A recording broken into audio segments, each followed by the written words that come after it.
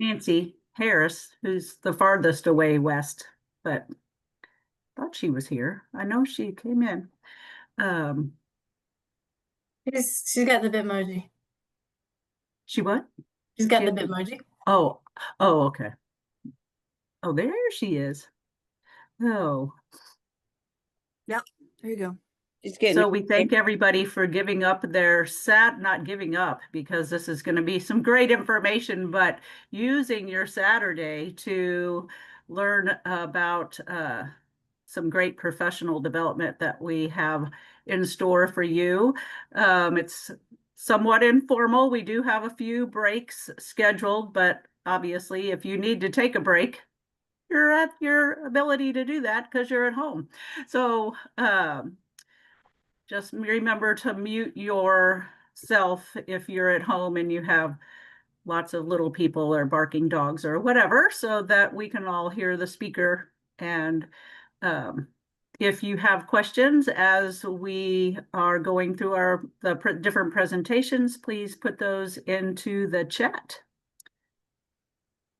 So we do have a full day scheduled. So we're just going to start off with some brief introductions of the NCHSE team as well as the HSEA team. So we'll start off with me, I guess, because I'm speaking. I am Lissa Bartle, and I am the HSEA president this year. And I will pass it along to Nancy Allen. Hi, everyone. My name is Nancy Allen. I currently serve as the Executive Director for NCHSE, and I am coming to you today from Clemson, South Carolina, and I'll pass it along to our board chair. Hey there, I am Angel Clark, your current board chair, and I wanted to make sure I came on to bring greetings from the entire NCHSE Executive Council and to wish you a very good, successful school year coming up. And one other thing, I wanted to thank this HSEA group for pulling this all together. It's a lot of work, and I know everyone's going to get a lot out of it, and you will all enjoy it. Dana. Hi, my name is Dana Stringer, and I am the Associate Director for NCHSE, and I could not be happier to be here with everybody, and I look forward to what's offered today. Okay, tag Melissa. I was about to say, is Dana going to tag me? It's somebody else going to tag me. I should have. Hello, everyone. I hope you're having a wonderful day and an exciting weekend. My name is Melissa Sparks. I'm coming to you from Northern North Carolina, and I will be serving as your HSEA President-elect until December, when I get promoted. I will tag Kathy. Hi, everybody. I am your HSEA Secretary, and I am from Vermont. Condra. Hi, everyone. I am Condra Ledford, and I am the HSEA Membership Engagement Coordinator, and I am coming to you from Lexington, Kentucky. All right, and we have a few of our ambassadors who are going to help us out and maybe also in the audience today. So ambassadors, let's start with Casey. Hi, I'm Casey Martin. I am an HSEA ambassador from Southern Middle Tennessee. Let's go, Nancy. Hey, I'm Nancy Harris. I'm from Oklahoma. And yeah, that's it. For now. Let's go with Lori. I'm Lori Redmond. I'm from just outside of Kansas City, Missouri, and I'm an HSEA ambassador. And then Beth. Hi, I'm Beth Hartley. I am from Statesboro, Georgia, and I'm one of the HSEA ambassadors as well. Do we have any other ambassadors on the call so far? I saw Callie come in. Yeah. Okay. Oh, Callie, hey. I just got in. So I'm Callie Davis. I'm one of the ambassadors as well, and I am from north of Atlanta, Georgia. All right, and let's not leave out our past president, Karen Edwards. Let's go ahead and have you introduce yourself, Karen. Hi, I am Karen. I am a past president for HSEA, and I am in South Carolina. Go Gamecocks. Oh, all righty. Well, that is, we're so excited that everybody is here. Hopefully, as people are coming in, we do have a great keynote speaker for you today, Michelle Deck. Some of you may have been in this not same presentation, but our back to school kickoff about 3 or 4 years ago.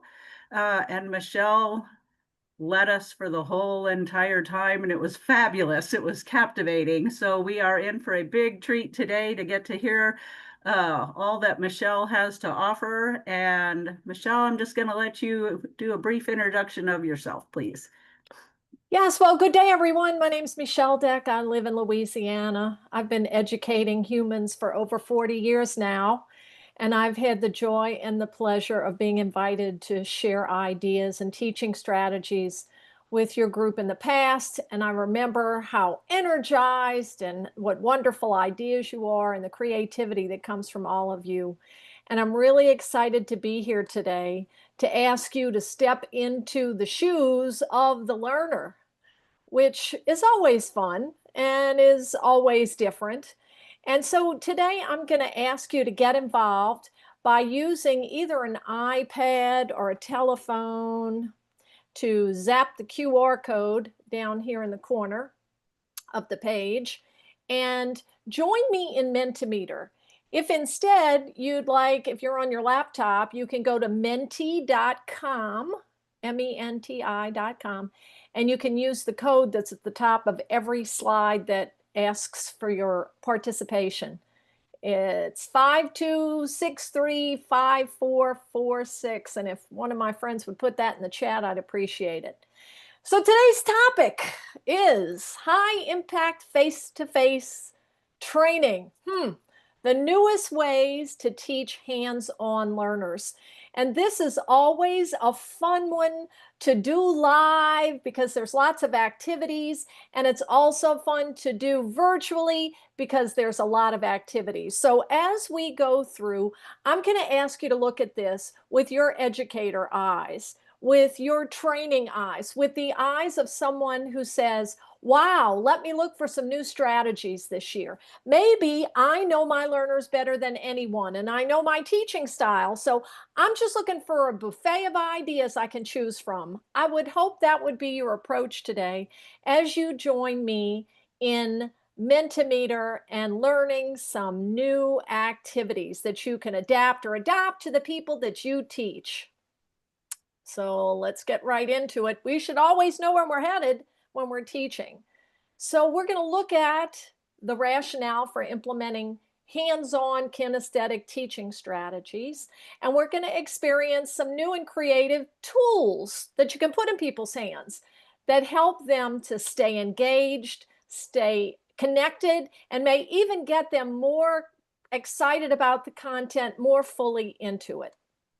So here we go. I'm going to ask each of you to think back in your memory when you were, say, 7 or less years old. What was your favorite toy when you were little? When you were younger, what was the one thing that you just always looked forward to playing with? And I'm going to ask you to put that in the next slide, but I never ask people to do something I wouldn't do myself. So here is a picture I found from way back, not the original, of what my favorite toy was. It was called a Little Kittle. There were all these little tiny dolls, itty bitty. You could carry them in your pocket. You could take them anywhere. And I just remember hours and hours and hours of playing with those little tiny dolls and the little things that came with them. They had little shoes, they had little clothes, they had little dogs, little cats. And they all came in sort of a little pack together. So I'm going to ask you, yes, what was your favorite toy? Oh, good. Here comes some answers. I'd ask you to just put them in. Let's see what we got. Oh, wow. All right, we're seeing some variety. Let's keep an eye here. Cabbage Patch Kids. Yes. Oh my gosh. I remember standing in line to try to buy those for my daughters. They were very hard to get the years they first came out.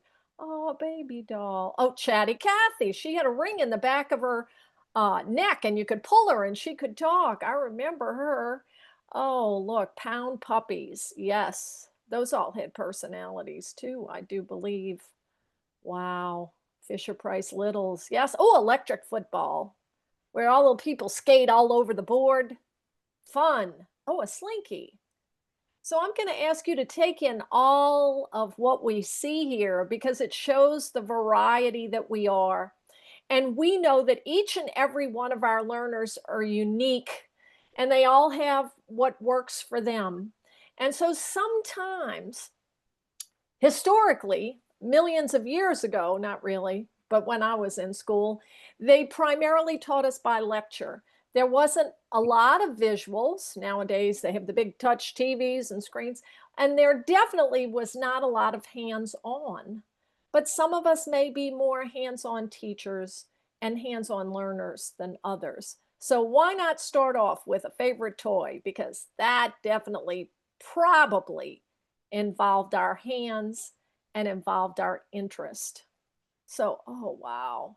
Thank you so much. Strawberry shortcake. Yes, indeed. Those dolls smelled like strawberries. So now, how do hands-on kinesthetic people learn? Of course, by doing or by touching. And so I'd like to start you off with an idea that I've used that has gotten learner interest, has surprised people because it's not really what they expect.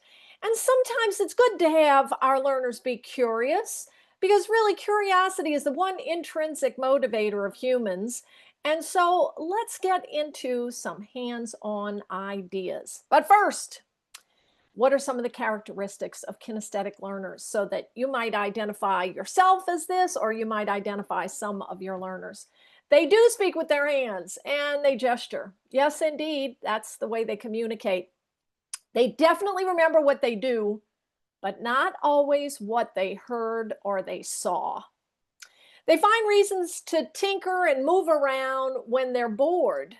And so physical movement can be a nice part of the lesson. If you have, when it's time to do a review, if you have people stand up, turn to the person next to them, get into twos, and come up with the top 5 things they learned so far in class, oh boy, they're moving, they're standing, but it's part of the lesson. It's not chaos. They can be uncomfortable in traditional classrooms if all they're expected to do is sit and listen. They do communicate sometimes by touching, might touch people's arms to get their attention, might want to touch a display we have of a skeleton in the front of the room. They can become distracted by their need for activity and exploration. When I'm doing face-to-face classes, I always have a bag of supplies for each group of people. And I have a materials manager that comes up and gets them and takes it to where the group is. And you can always tell who the hands-on curious people are because they start taking things out of the supply bag, trying to figure out what's what, even though it may be things that aren't used right then. And hands-on people definitely rely on what they can directly experience. So now that we have that frame, and I know all of you know about this, I want to share with you the description of an activity and a little bit of a video that's a hands-on teaching tool that involves 3 items: gallon-size Ziploc bags, water, and 7 sharpened pencils. And that's what it takes. So I am going to stop my share here and go to videos. So what you do is you invite your groups to each take their bag, fill it up more than halfway. So you have a gallon, you have a gallon Ziploc bag that is filled more than halfway. and they bring it back. And then you have them hold it over one of the participants' head in their group. Do you see? And because the bag is really, really full, it's heavy. So you really need two different people to hold it up. Now, you can use it as a trust activity where the person sitting in the chair has to trust that the people who are holding the bag of water over their head are not going to give them a bath or a shower or anything. So I always ask my group, do you think it's possible to insert 7 pencils through this bag of water held over your peer's head without that person getting a bath? Is it possible? And they go, oh, no, indeed not. That's impossible. There's no way that can work. So I made a little video last night with a friend just to show you, because there was no way I could simulate this live. Okay, stop. All right, there we go. Now, so you ask everybody, do you think that's possible? Do you think that's possible? And people start to get nervous. They're like, ugh, what's going to happen? What's going to happen? I don't know. And I say, the difference is if someone teaches you how to do a skill like this, then you're going to be successful at it. If you're just trying to figure out a skill on someone or something and you have no idea what you're doing, tell yourself that's a bad plan. I do a lot of healthcare education of nurses, nursing assistants, people in healthcare. And if you don't know a procedure, you should never guess at it, right? Yes, we all know that. We all know that. So let me share with you the process of how this is done with a second little video. So what's important, and I'm going to talk through this while it goes. What's important here is that when you insert the pencil into the bag, that you do it in a smooth motion, just as if you were putting a needle into a vein. You do it in a smooth motion that's straight through, not at an angle. So I'm going to show you, because I put all 7 pencils in the bag. Okay, if stop. you put, oh, wrong video, sorry. We just saw that one. If you put those in straight, then you don't have any leakage. If you go at an angle, it will drip a little bit, but it won't wet people the way they think it will. So here we go. Here's our video. Now, I'm inserting it straight through the bag. Zoom all the way through. The pencil goes all the way through. And all 7 of them are going to go all the way through the bag. Look at this. Here we go. If you go at an angle, you get a leak. If not, yep, you can do. See, the pencils are all under the water. Yes. 7 pencils. There it is. Okay. Most people are shocked and amazed when they see this. So when we talk about the physics of how this works, when we insert a pencil into a plastic bag, the polymers in the plastic actually stretch to accommodate the pencil, and there is no leakage. There is no water that is coming out of this. So when I've had groups do this simultaneously without showing them how to do it first, they get very nervous. They're like, oh no, this won't work. And I say, come on, have a little confidence. Do you think if there's a process and I teach you how to do it, you could be successful? Some of them are still nervous. Well, we don't want to get Joe all wet. No. Once they go through it and they actually put the pencils through the bag and they see that indeed this is a successful thing to do, then I can start to talk to them about trust, and I can start to talk about them how it feels if you're putting in an IV, how smooth it needs to go in. The right angle makes a difference. So I love doing this because it just shocks and amazes everyone. They think it's impossible, but then they all want to go home and show their families how this works. So that's the first kinesthetic teaching idea I would share with you. It's an activity that you could spin toward trust, or you could put the emphasis on it's important to know what we're doing before we try it, and then to see that indeed if they follow a process, it can be successful. So now, next idea. I like to play Go Fish with my topics. Yes, indeed. I love to play Go Fish. So with people in pairs, I have some cards that I give out to them. And just like playing Go Fish, each person picks a card. So I'm going to show you some of my maternity cards. So they're all upside down in the center of the table, and one person picks up a card, and so does everybody else. Everybody has one card in their hand. So I would say, does anybody have dilation 0 to 10 centimeters? Because I have this means the cervix is opening. So do any of you have dilation? And if they don't, I say, oh, okay. And they say to me, Go Fish, and I pick another card. So these are just 9 of the ones that I have in my maternity set that I wanted to share with you. So I know you teach a lot of content that can be technical, can be detailed, and is also incredibly important. But one way that all people in your class can be reviewing is if they each have a set of your own Go Fish cards that you've made from your content. You could do it with medical terminology. You could do it with systems and organs. You could do it with whatever you wanted to.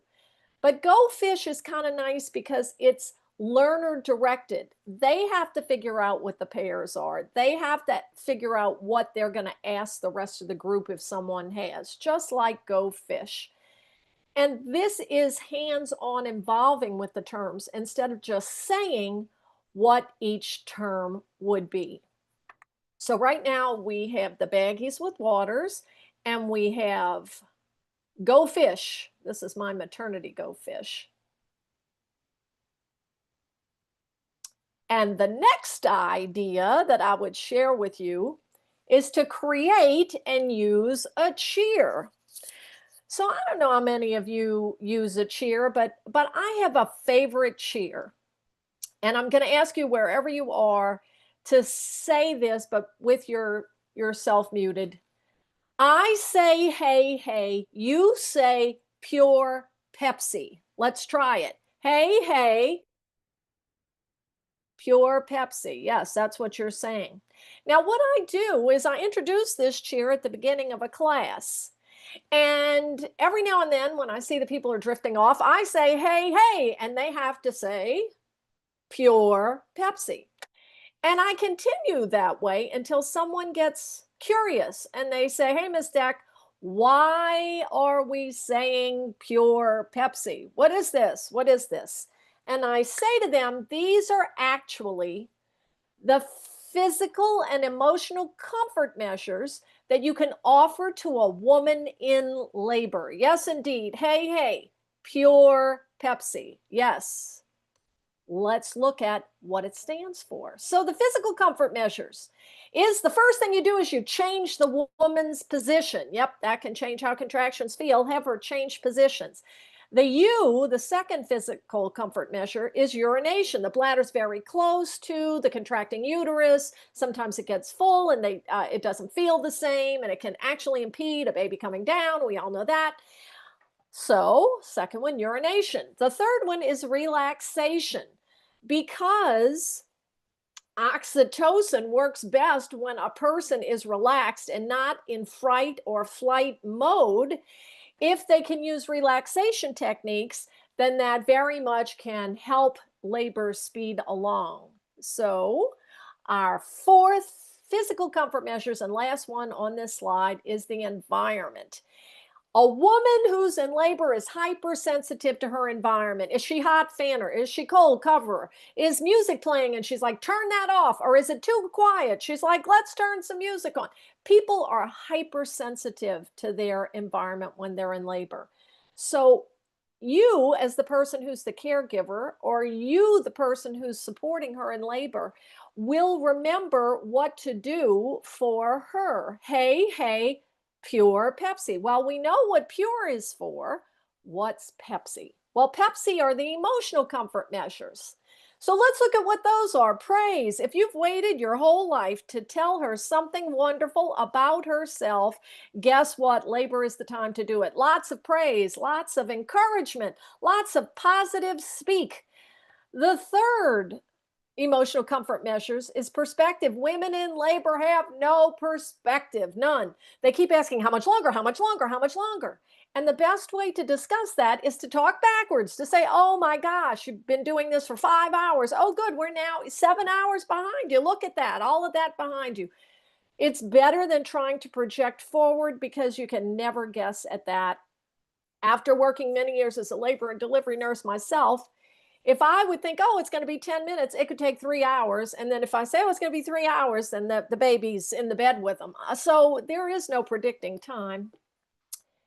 The fourth emotional comfort measures is support. Support her efforts. What does she want to do? What does she want you to do for her? What does she need? Yes, support her efforts. And then last is inspiration. Is there anything of personal inspiration that would mean something to her that would make her feel better? I was once with two people who were having a baby. They were married and they both were veterinarians, surprisingly. And so what they did was they brought pictures of their little dogs, which they had two of the most adorable little dogs you ever wanted to see.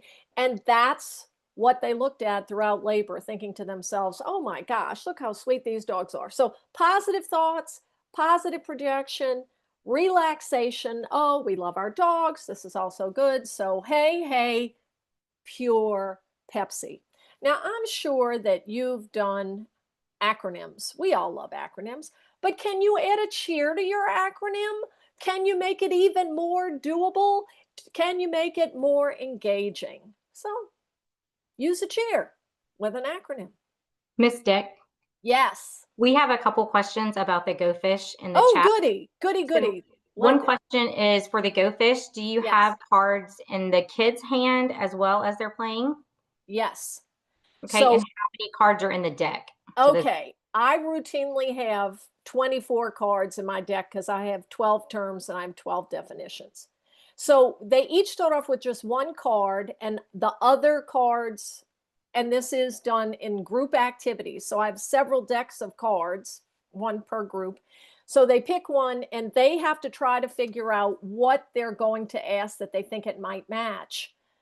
Say they actually spend some time figuring it out. They're not always right, but if they're not right, they can be told, go fish. If they get a pair, if indeed I ask you, do you have the cervix is thinning? Oh, okay. That's a phasement. That's mine. And I put it down. I get to pick another one. So you keep playing until all the cards are gone.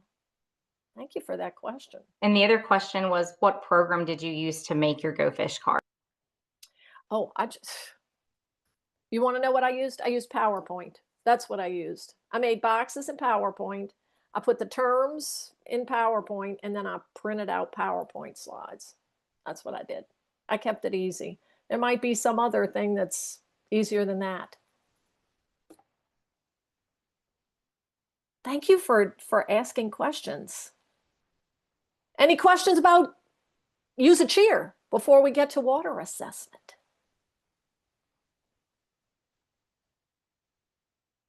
Okay, well, let's look at water assessment. You know how sometimes we want to teach our learners how to describe things better, how to be observant, how to really take things in? I love doing water assessment because it gives our students a way to describe. And you know, if they end up in a health career, description and assessment is everything. So I give people just plastic cup, all the same, get a plastic cup from the dollar store. I put different amounts of water in it, and I have them first talk about what do they notice about this? What color is the water? I say to them, don't drink it, but you can feel the temperature, and they start to go through a description, and they verbally do it. And then I have them write it down as a team.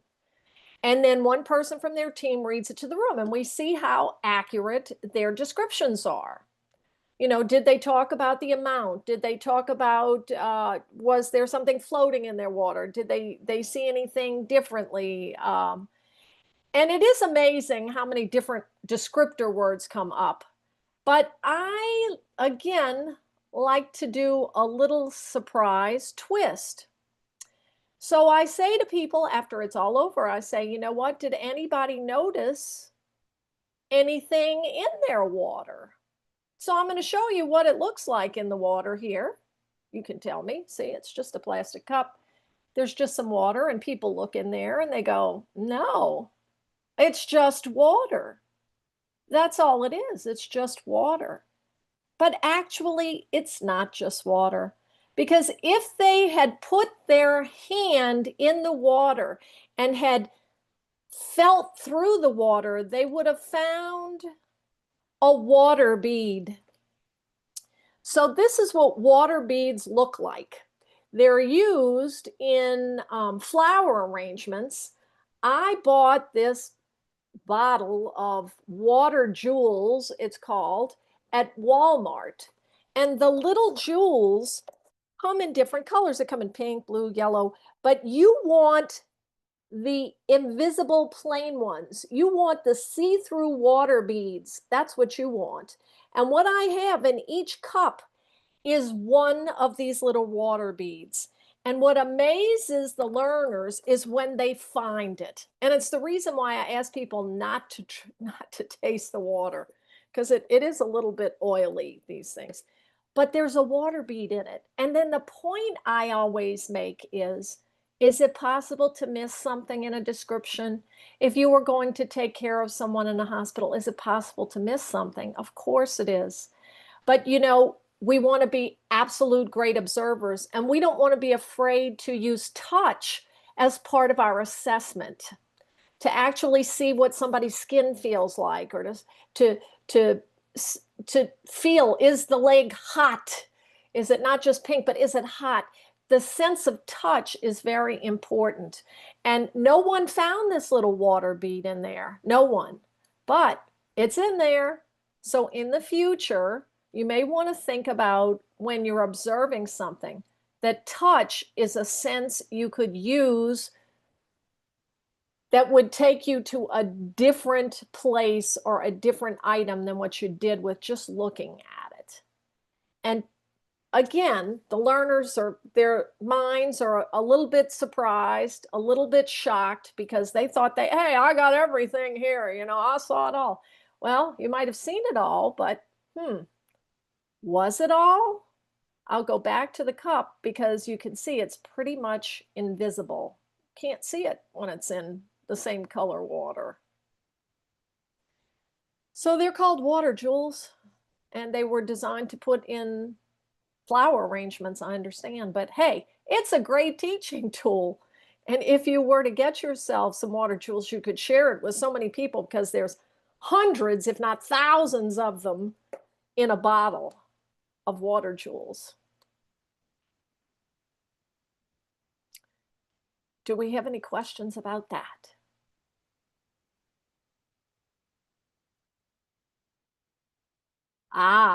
This so would glad be you went great for back. teaching about objective and subjective assessments. Nice. I'm so Very glad you nice. went back. I was hoping we could look and see if we could see it. That's when we knew there was something there. Yeah, it's pretty much invisible, wouldn't you say? It is pretty much invisible. You can't see it. It's not that little black thing. It's pretty much invisible. And it's just regular water that I put in it too, because people were like, do you have to use cold water, hot water? It's just tap water. Tap water is what I use. So you might want to think about that. The next thing I want to share with you is a vote. Which of these ideas is your personal favorite at this point? Is it baggies and pencils? Is it go fish? Is it create a cheer? Or is it the water observation? And I will put this back up so that if anybody needs to zap the QR code again, they can.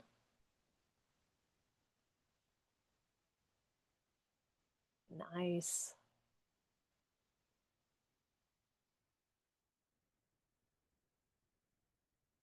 It's so nice to have a wide, diverse group with different teaching styles that everybody likes certain things they're going to try. And you know, personally, every year at the beginning of the school year, I always look for one new idea to incorporate just to keep me fresh and to see how the students react to it and respond. So the baggies and pencils are the newest one that I've been using. Thank you for voting. Nice. Appreciate it. We can just see numerically right now. The water jewels have a win. So busybodies. You know, sometimes you and I have to teach skills or we have to teach content and people think, oh, I already know that. That's so simple. I already know that. Well, busybodies is an activity I designed around proper body mechanics when working in a healthcare facility. So what I do is I give my learners each an envelope, and in the envelope are tiny strips of paper. And the tiny strips of paper, as you can see on the left side of the screen here, have sentences.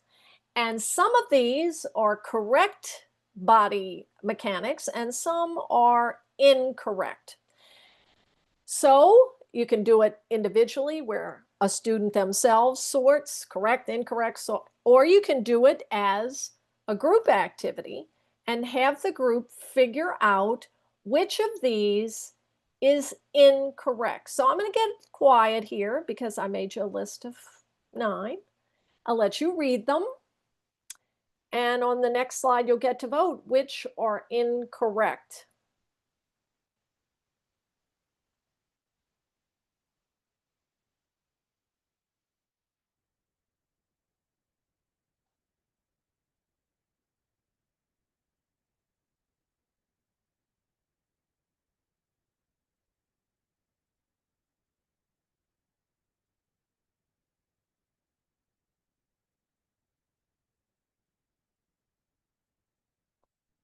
And let me just say, I love using envelopes and I love sorting.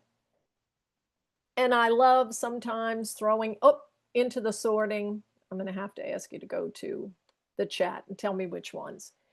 I love having people discriminate, you know, yes, no, yes, no, yes, no. And every now and then I'll put in one that has nothing to do with anything. So they're like, what about this? Again, just to keep them engaged and thinking. So which of these in the chat do you say, nope, that's not right? Of course, in this group, everybody knows it's 1, 5, and 8. Yes, those are the incorrect ones. Oh, yes. So is there anything that you teach where your students will be like, we already know the right thing about that, but they have to prove it? And this is sort of an easy way for them to prove, or for them to be like, what do you mean? Oh, I didn't realize that. I didn't know that. Oh, before you teach it, it's a great pre-assessment. It's a great introduction. And then you can always pull it out as a post-assessment as well. So now I was anxious to get to the next one. So the next activity requires a really inexpensive paper plate and 1 roll of Smarties candies. So since you're not with me, what I'm going to ask you to do is to simulate this paper plate by drawing on a piece of paper you might have somewhere by you. Just draw a circle. So I'd ask you to do that. I'd ask you to draw a circle. And you want, when you draw your circle, I have people on their plates, divide it into 8 pieces as if it's a pie. You're sharing it with 7 other humans. So with a pencil or a pen, just go ahead and divide your circle. Or if you had the plates, you would be dividing your plate into 8 segments. So I'd ask you to do that right now so we can do this activity together. And then I want you to tear 8 little tiny pieces of paper. But what the students will have, what your learners will have, is a roll of Smarties. And there's actually more than 12 Smarties in a roll. 2, 4, 6, 8, 10, 12, 14, 15. There's 15, but they need 12 of these. You need 12 little pieces of paper.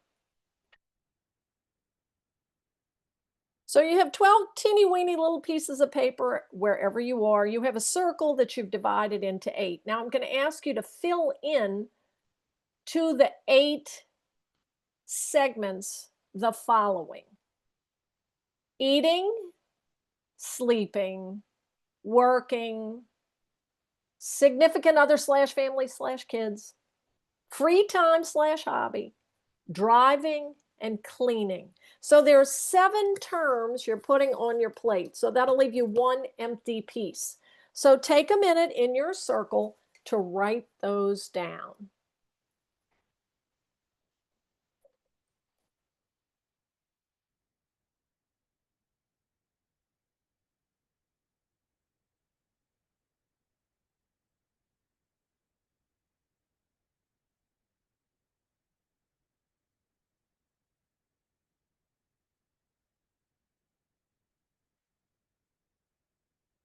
Give you a minute to do that.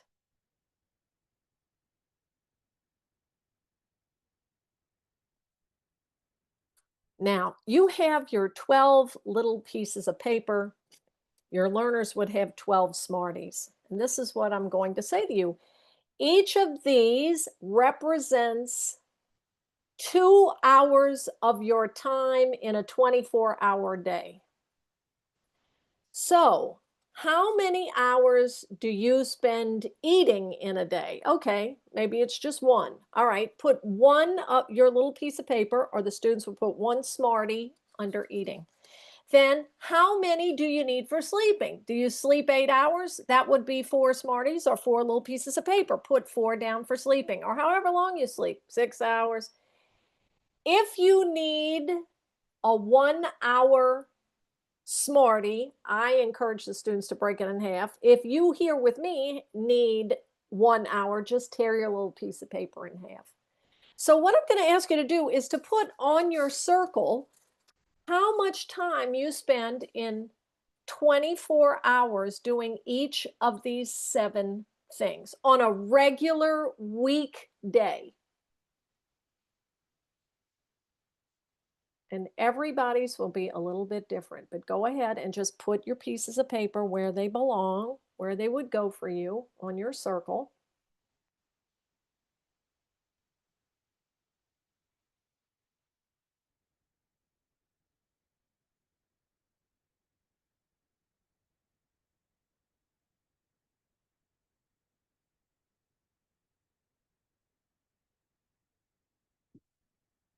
So I'm going to back out of this for a minute so I can see some faces.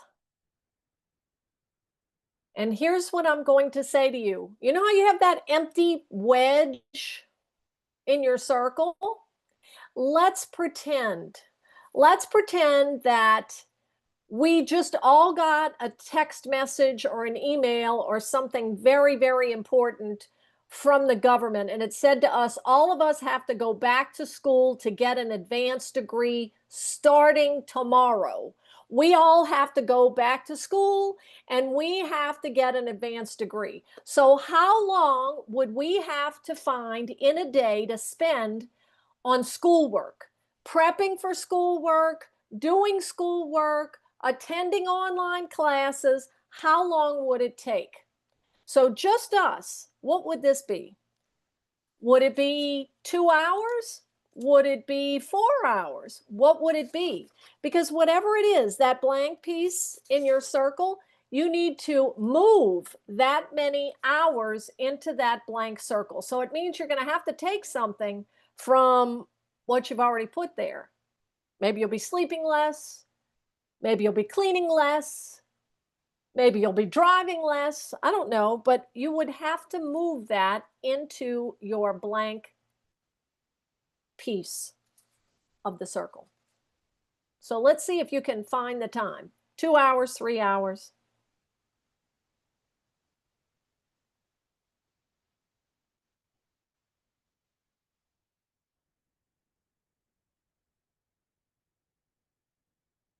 So let's see how we could frame this for our learners, our students.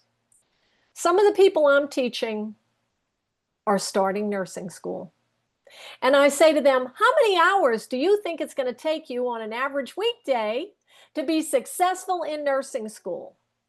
And they go, oh, well, I have a part-time job and I have children and all that.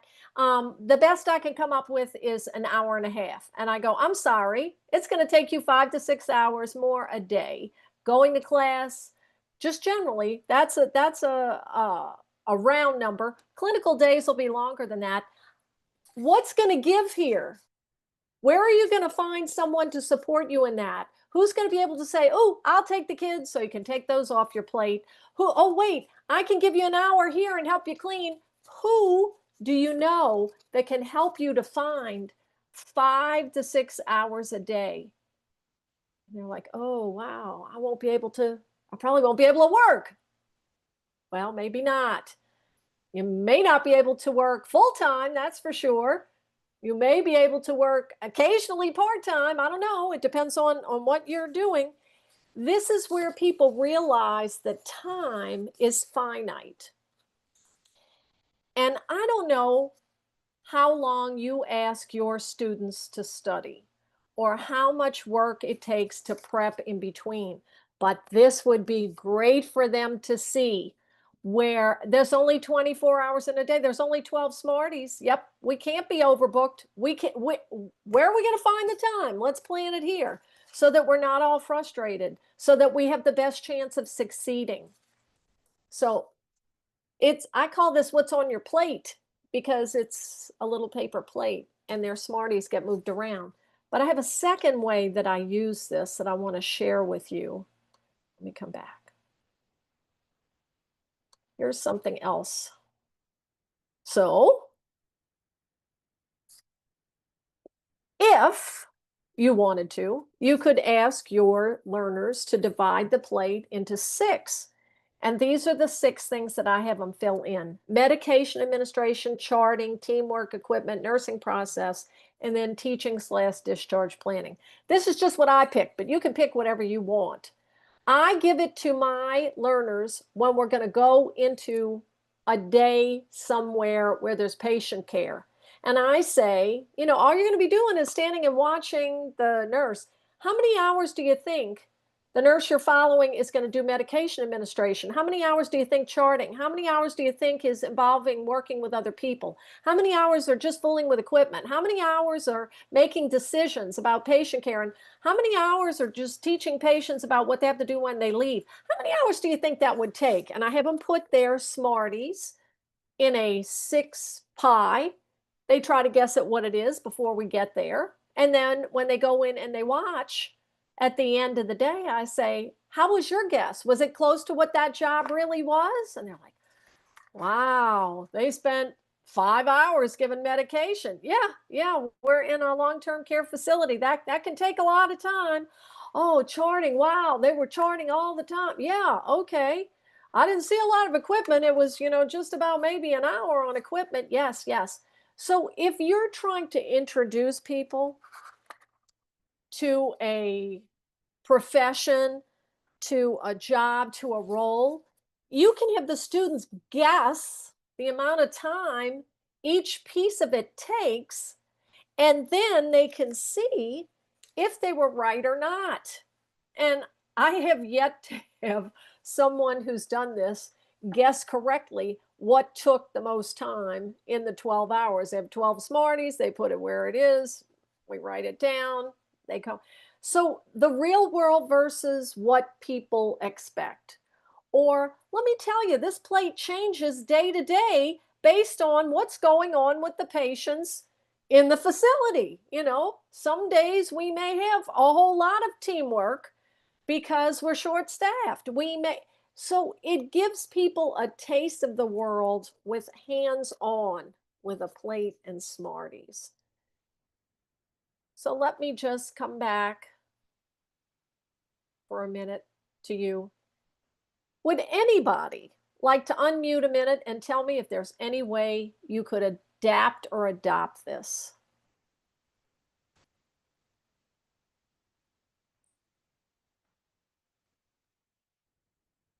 I love it for teaching the students the time management. I have a lot of kids that may be bright, but are not used to the studying that really just inherently has to happen when you're teaching them things like A&P and midterm. And it's much better to have them come up and realize, gee, something has to give, than me maybe trying to make suggestions of full-time student, 5 hours a day, part-time job, what's got to give, you know? Yes, So, yes. I love it. And you know, when it's in their hands, they believe it because they've had the experience of it. Thank you for pointing that out. Yay, thank you, Catherine. Appreciate it. Anybody else?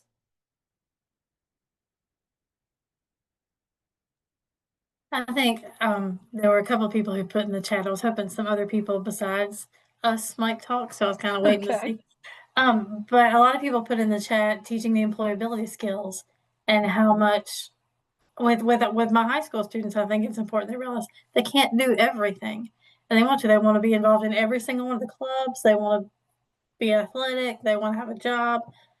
And their schoolwork is always what suffers. So seeing where they spend their time and kind of emphasizing how you can't do it all because your academics have to be more important than that. So important. Give a hand. Thank you. Yay, we're giving you applause online. Thank you, Melissa. And thank you for the people who've been writing in the chat. I appreciate it. You know, the reason that I like Smarties, first off, is because they're Smarties and they sell them in big bags. But the other thing is they're flat. So you can actually put them on the plate and they don't move. One time I tried to substitute little round candies and that was a mess because they didn't stay still. But everybody else would probably figure that out. But Smarties stay where you put them. So thank y'all. So back to Mentimeter.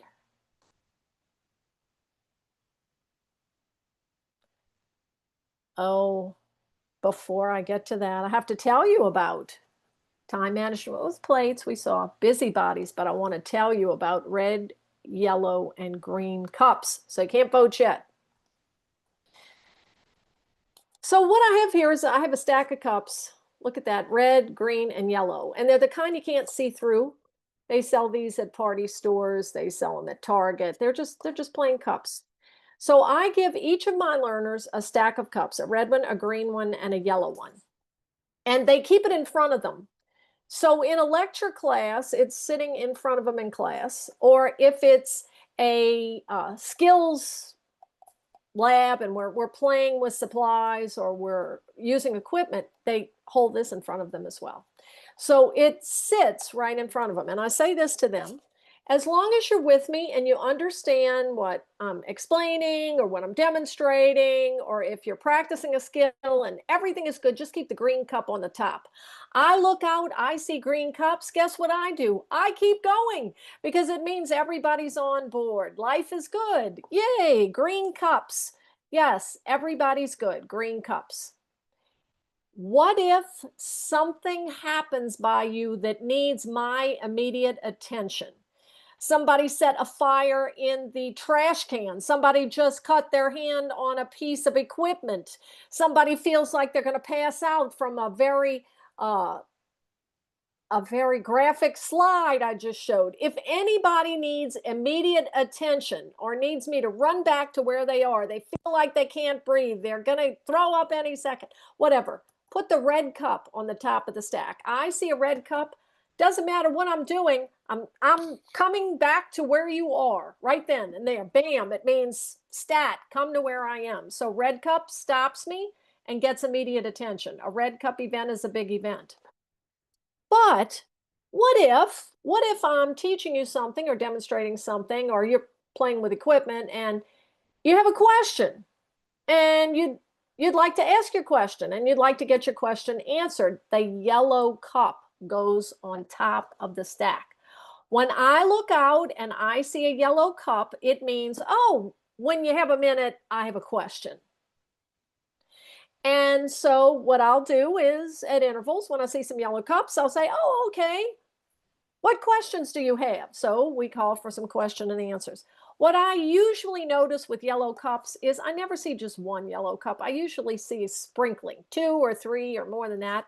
And it helps me to realize where I can better work on my explanation or understanding of that particular content, because it seems to be something that most people don't understand.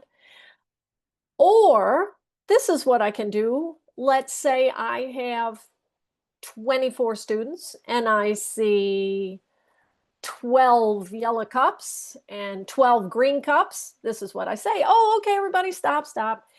Here's what I'm going to ask you to do. If you have a yellow cup, find a friend with a green cup. Talk to them. Ask them the questions. If you have a green cup, find someone with a yellow cup. See if you can help them through this and explain it to them.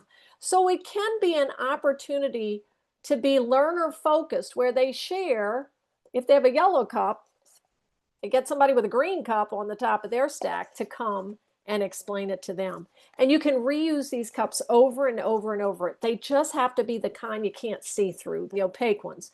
Because if you stack clear cups that are different colors, you really can't tell what's on the top of them. So now we'll go back to the vote. And I'd ask you, which one do you personally like better? Okay, gotta, oh, nope, try that again. Be thinking, which of these do you like best?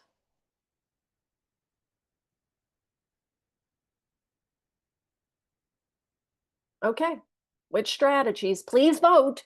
Is it red, yellow, green cups, or time management with plates, or busybodies? The options with an answer key after people sort. They find out if they got it right or not. By you displaying the answer key. We got some dots traveling right now.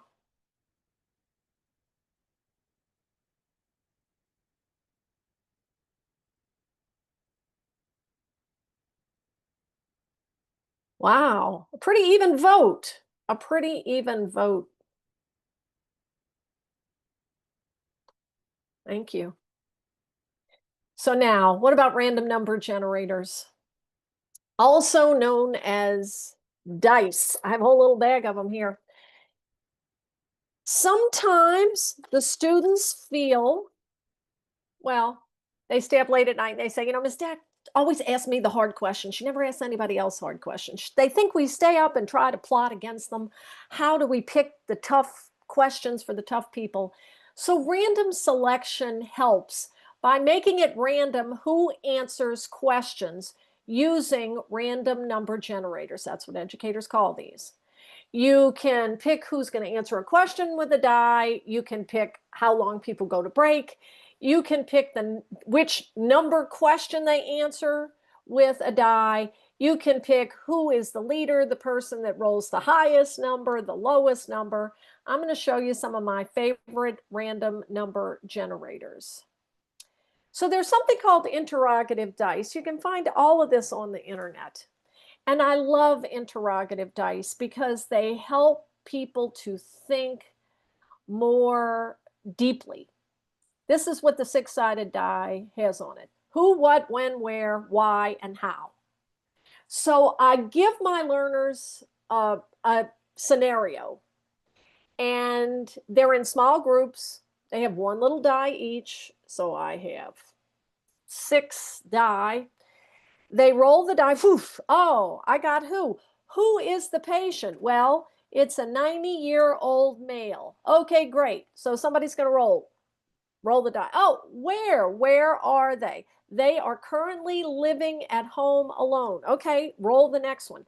So the students are rolling and answering the questions based on which side of the die comes up. And so it's a thought starter.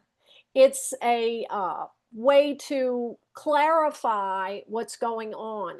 And I go from group to group. Okay,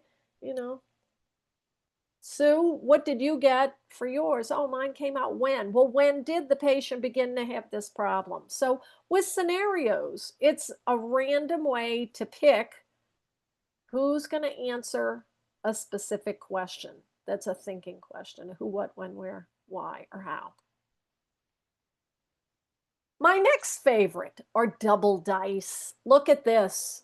There's a 6-sided double dice here. Inside the blue see-through die is one you can't see through. They're both 6-sided die. So you can do 2 variables. So group number 2 here answers question number 5. Oh, look at that. The outside one, that's the group it's selected. 5 is the question that needs to be answered. And then they sell all kinds of different sided die. This is a 10-sided die with a 10-sided die inside of it as well. So same thing, 2 variables can be used randomly. You roll it, whatever comes up, person answers the question number. Another way to use random selection is at teacher supply stores, and I'm sure on the internet too, they sell blank dice. And you can use either a wet or a dry erase marker to put whatever you want on it. So you could put just numbers, or you could put who, what, when, where, how, why, and you could put your topics on the die. You could roll the die in the big class, and group number 3 is going to answer that question for us. Or here's the topic. You're going to do a 60-second recap for the rest of the class, but it's randomly selected. No one can say, you and I spent time trying to figure out who we could give tough questions to, because that's not the case. Now, for a bonus idea, I don't know how many of you use Blooket, but I'd like to show you a video on Blooket, and then we're all going to play Blooket. So let's watch the video first.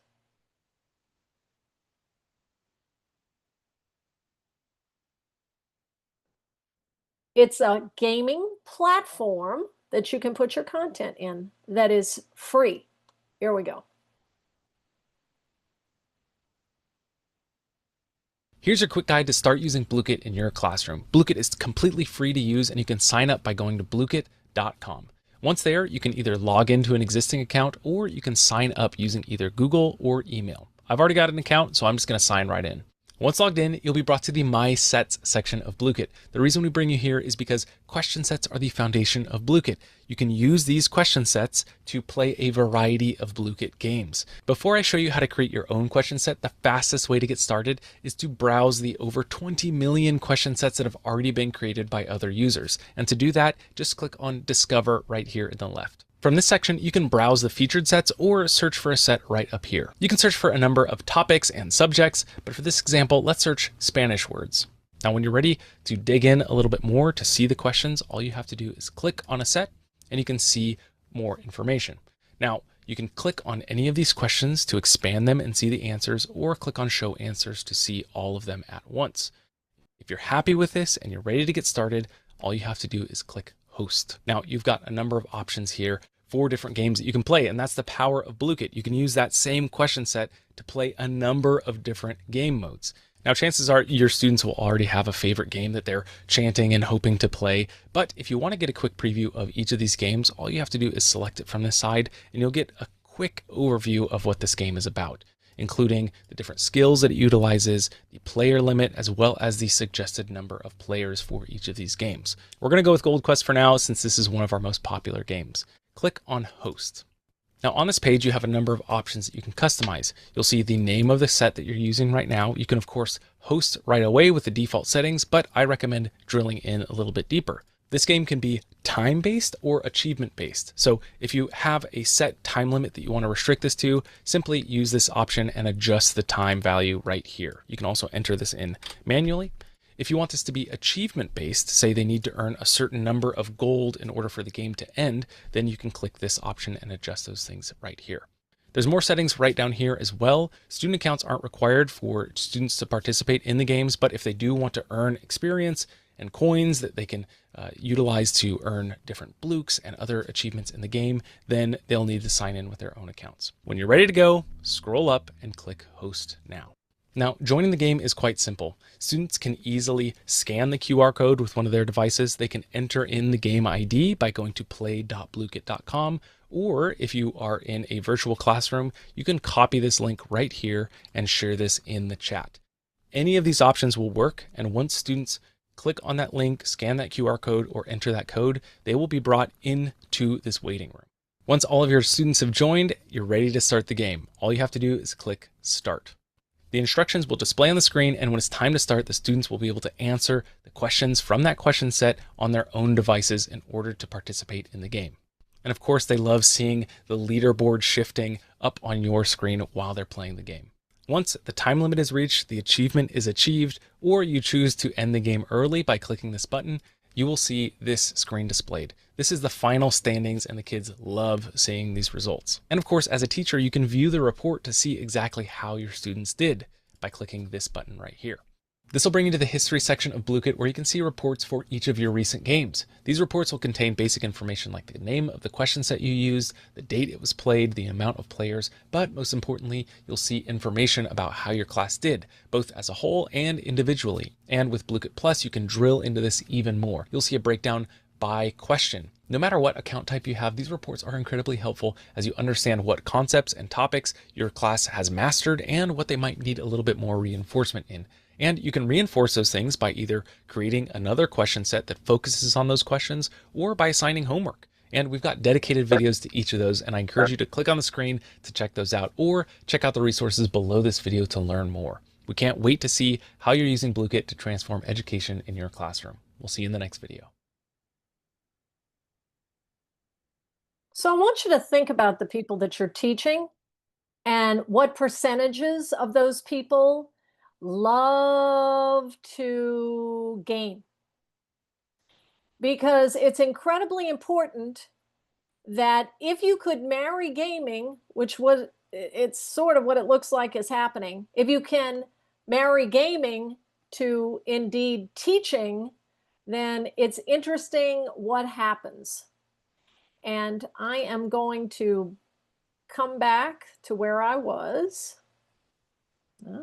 where I thought I was, but not, because we're going to go to Blukit, just so you can have the experience of what the learners are experiencing in a format that's game-based. And let me just say, if I could figure this out, as someone who has a 6 in front of her age, if I could figure it out in less than 15 minutes, anyone can. So here's Blukit, and I'm going to log in. This is the teacher piece of it. We go backward. You can put your own questions in, or they do have quite an interesting library of all kinds of already done Blukits. I'm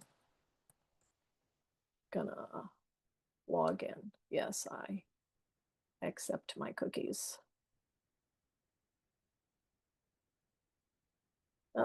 it lost my name. Come back.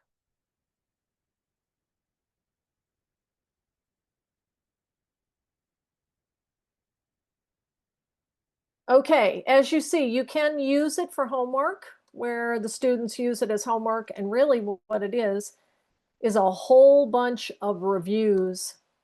So you can discover sets. Let's put medical terminology in here for fun. And I have used several medical terminology ones. Last one I used. We'll go with 15. All right, goody. Now, I'm going to host a game. And the two favorite games that most people want to play that I've had, they either like to fish, which is Fishing Frenzy, or they like getting gold, which is Gold Quest. So right now, go to the chat and let's have a little vote. Do you want to fish or do you want to look for gold? Let's see. I'll give you a minute to put which one. Oh, good. Somebody's put, they use Blue-Kit in all their classes. Okay. Fish, fish, fish, fish, fish, gold. All right. Wow. This is hard. This is hard because it looks like we have pretty much, my kids introduced me to fish and I play it with them. Okay, great. Then that's what we're going to do, Tish. Since you like it. Oh, they love the crypto the most. Okay. For those who haven't had a chance, we're going to do Fishing Frenzy. And I'm going to turn this on to host. And for those of you who haven't played, if you haven't played, scan the QR code up at the top. Scan the QR code. Or you can go to play.bluekit.com. Because we're going to be fishing here. We're going to see who's most successful at fishing.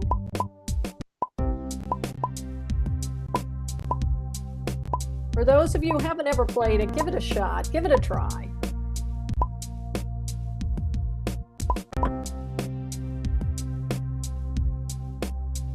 Make it the whole screen. Can you still see it? Yes? If you can't see a page that's purple at the top, say something. Yes, we can see it. Okay, good.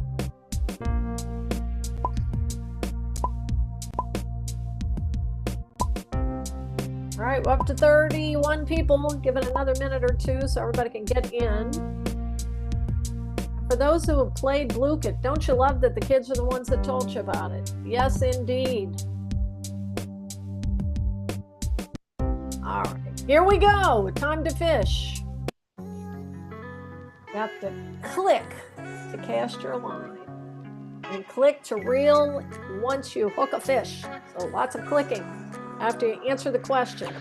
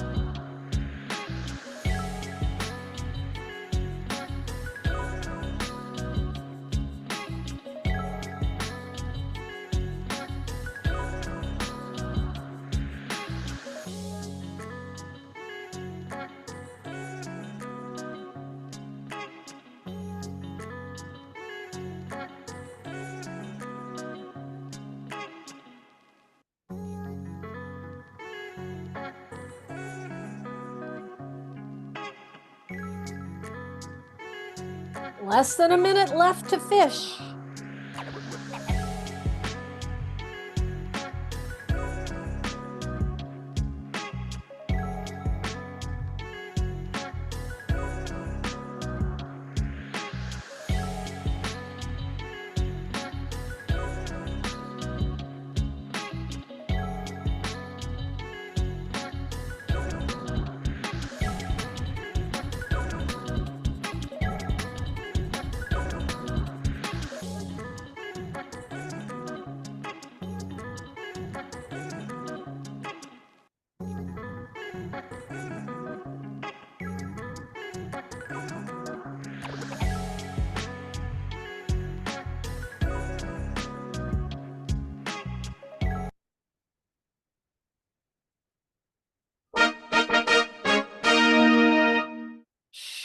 bait.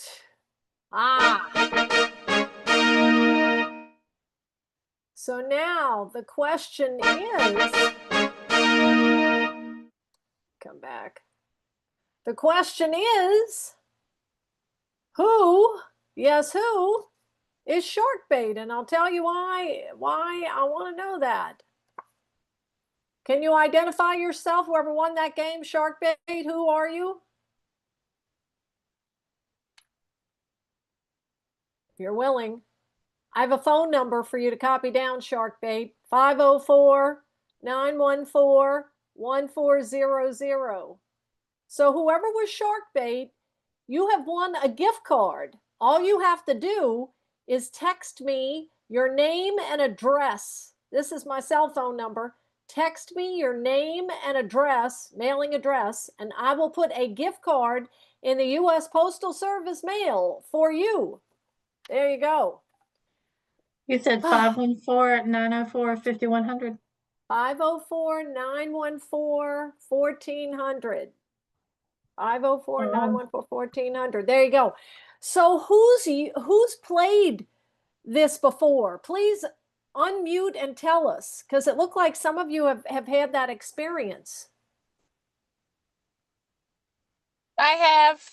What content have you used with it? What did the kids say? I use it with all of my classes in medical detectives, foundations of healthcare, and they absolutely love it. They as you can see, as you go through the program, as you go through the game, the questions kind of repeat themselves. And as they're repeating themselves, the kids are actually learning the vocabulary. So I've been very impressed over the years with how well they learn their vocabulary through this game. Isn't it amazing? Yes. Do you ever give it as homework? Sometimes. It's more fun like at the beginning of a class period, like right before you start a lesson. So like reactivate what they've already learned. And then when we go into the lesson, it's like now they understand what I'm saying instead of hearing all these foreign words. Applause. Yay. Thank you so much. Thank you so much. Anybody else? I like using it as well. I use it, I mix it up with Bamboozle or Jeopardy or whatever. But one thing that I like is some of the kids don't always win. They may struggle a bit more, but when you do something like Gold Quest where they can steal, and there's a lot of luck to it, I find that some of those kids who might be a little bit disenfranchised because they aren't usually the winners can actually win with that luck in it. Of course, it drives my high achievers crazy because they want to win everything, but they should learn you don't always win. Life is not always fair. So they like that a lot.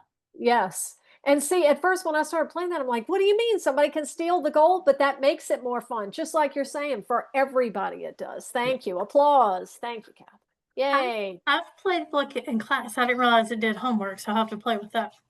Yes, you can assign it as homework. So it's a little bit different, but it's fun. And there are some different games that you can use for homework. So yay. Thank you. Thank you. Thank you. I love that it's free. I know there's advanced things that you could do to buy it or whatever, but it's fun to play just free. So yeah.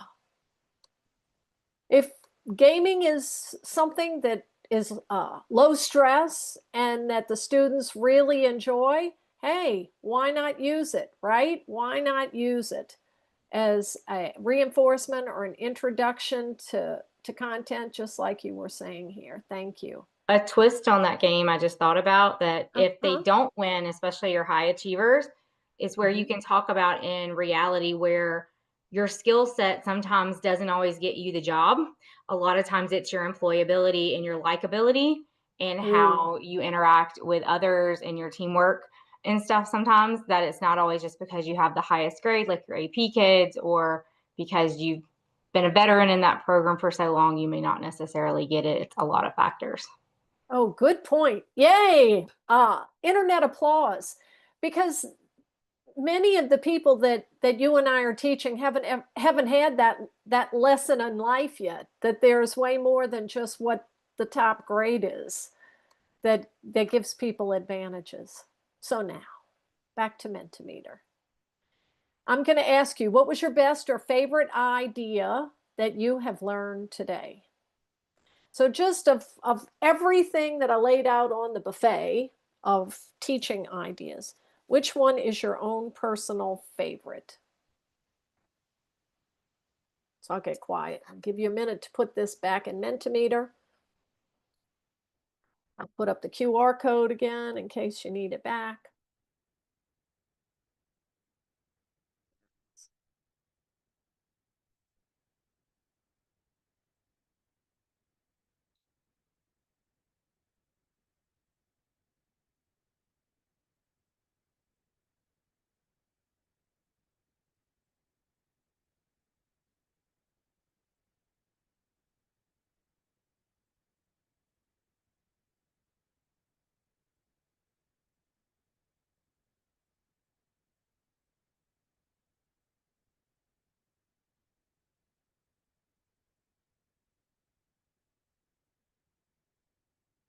So I invite you to read these as we're going through it.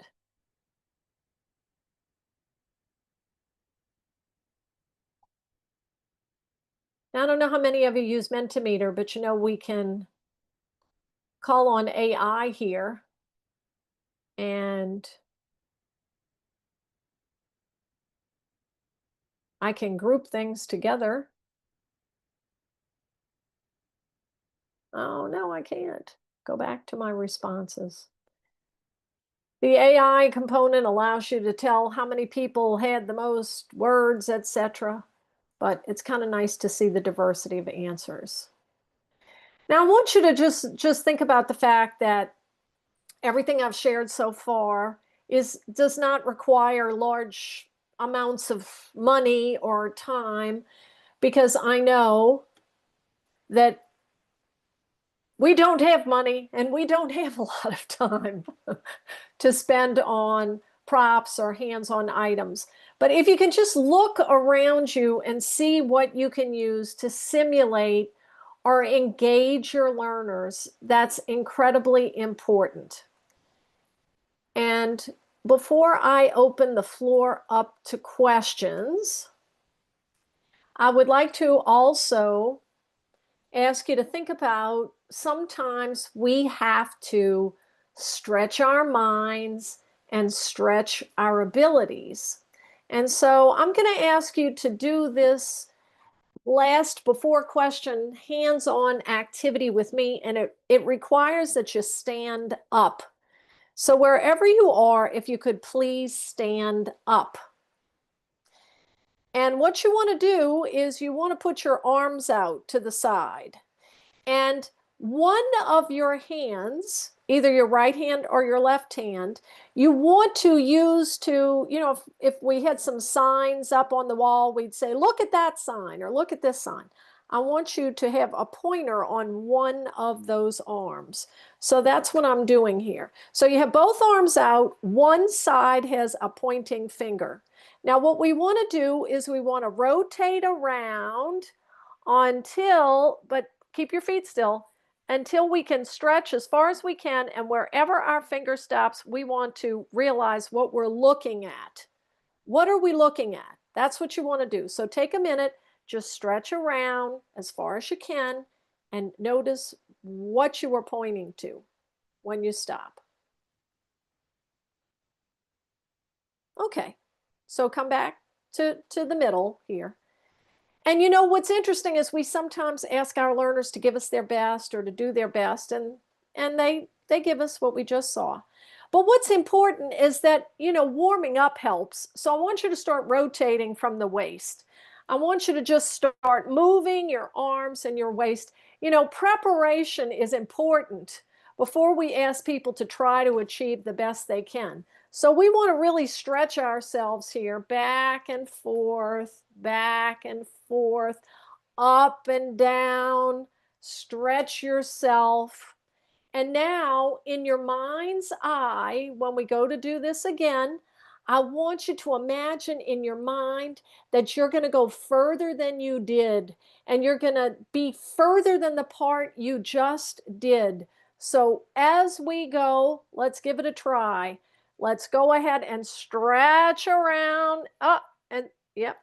Now I got further. Did you get further?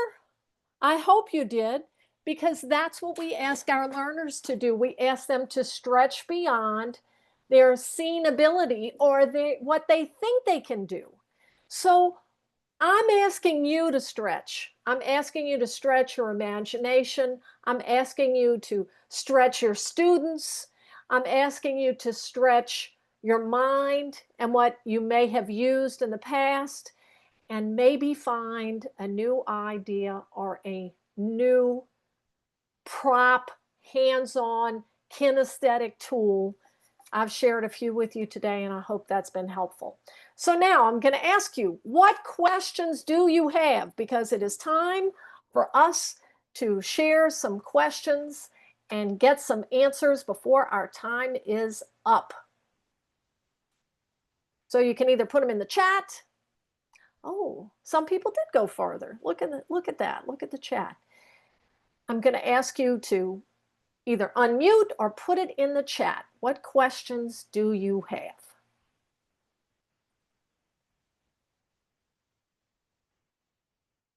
While these are coming up, I'm going to go back to Mentimeter.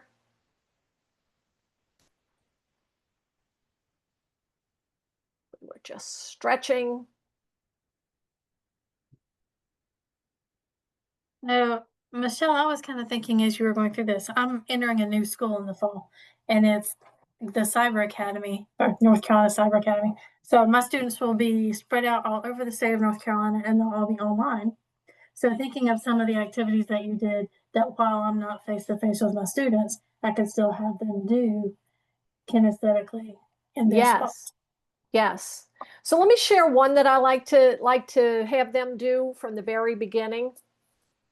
I asked them, I talked to them a few minutes, and I sent them on just a quick break to get one piece of toilet paper, a Post-it note, and a cup of water.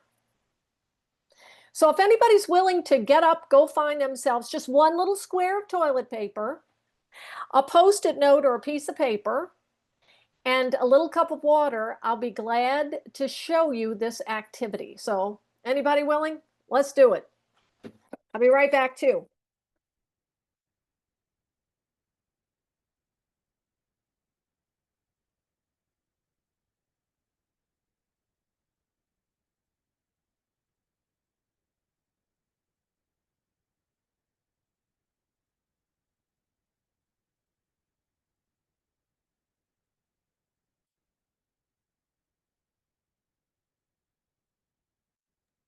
All right, I have mine. Okay, I'm getting mine. I have a little Post-it note right here.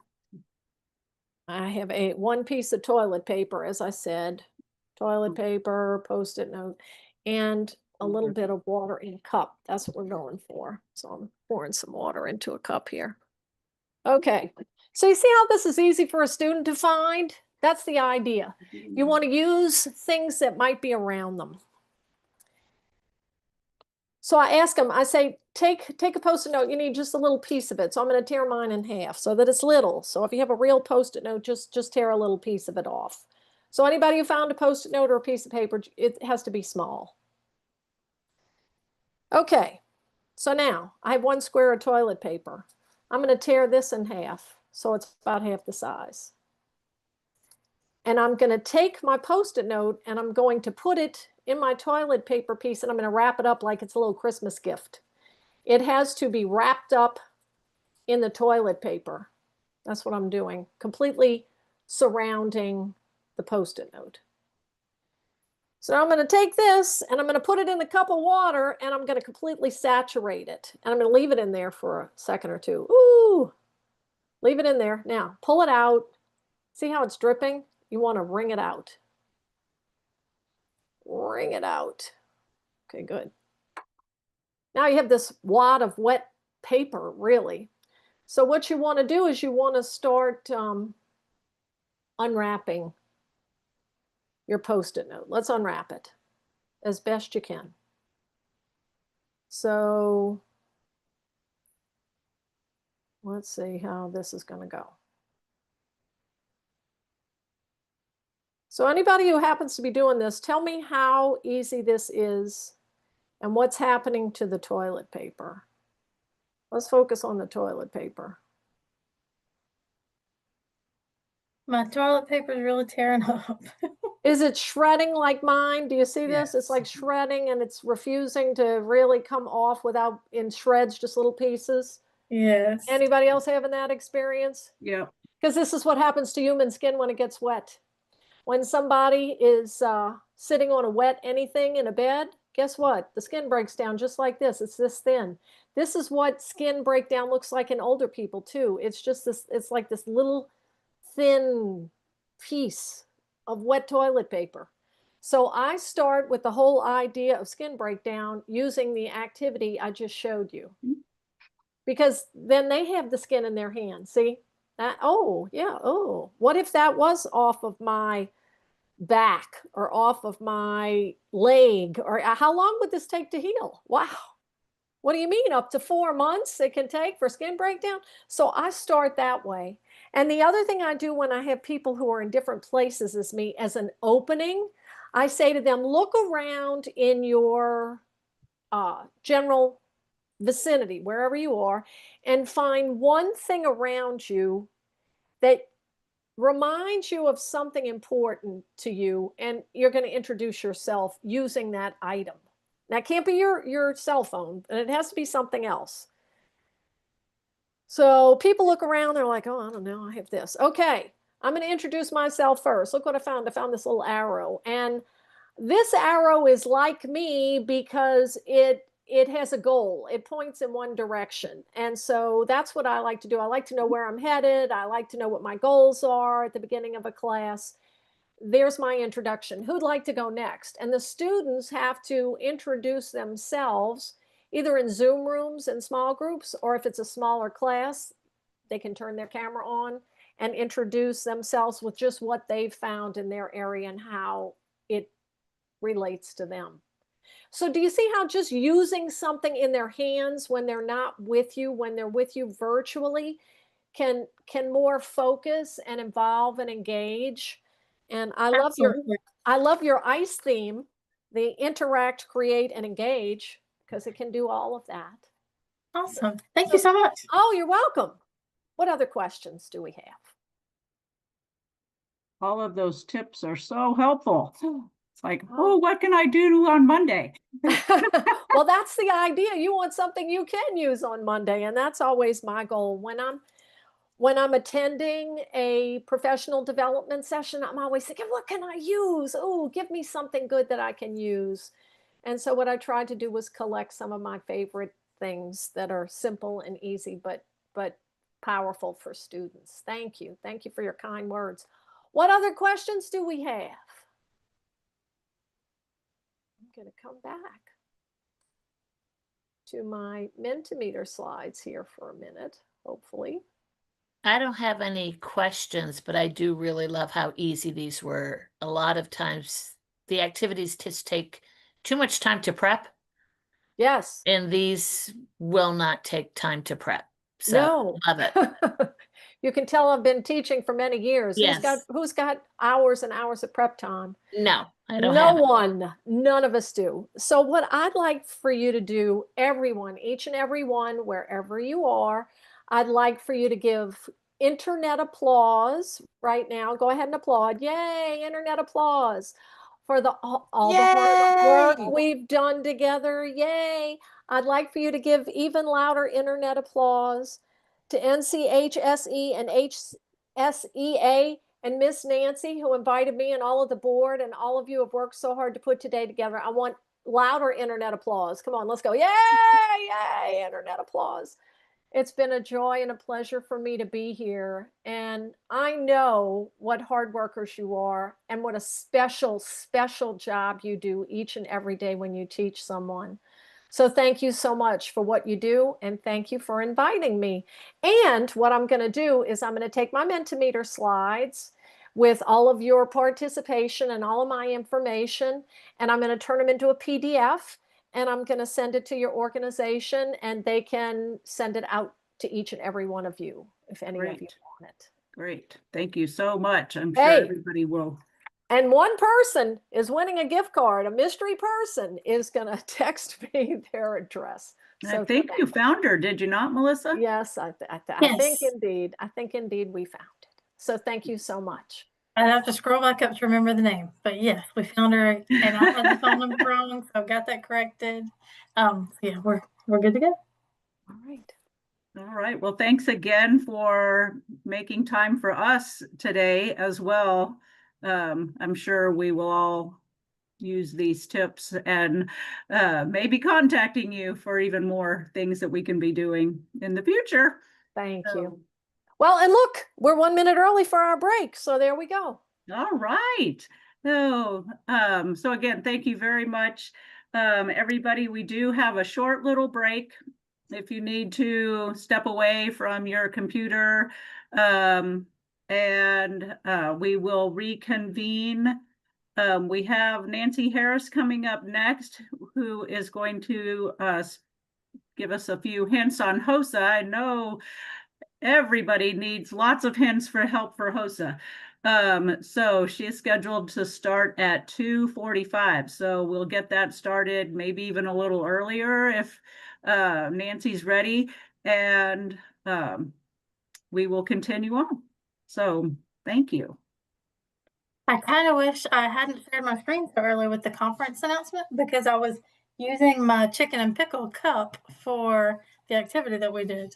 For those of you who aren't familiar, chicken and pickle is at last year's national conference, chicken and pickle hosted our social event. Sorry, that's kind of cool. I just thought it was pretty cool that I was using that cup as we promote this coming year's national conference.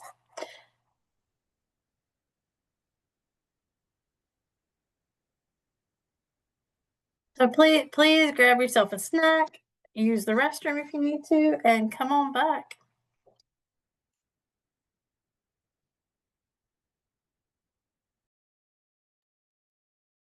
So this year we're going to have fun at Penn's.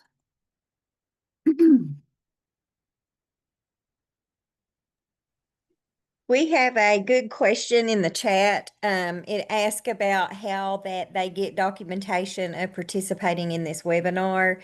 The PD certificates you guys will be sent out within a couple weeks, and they'll be sent out automatically. Like you don't have to like do anything extra, anything like that. They will come automatically to you.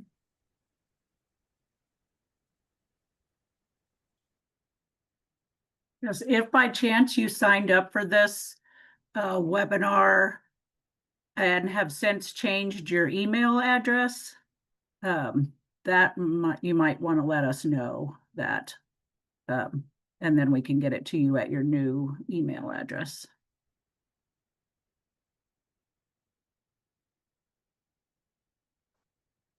So Melissa, were you in Cincinnati at 2021?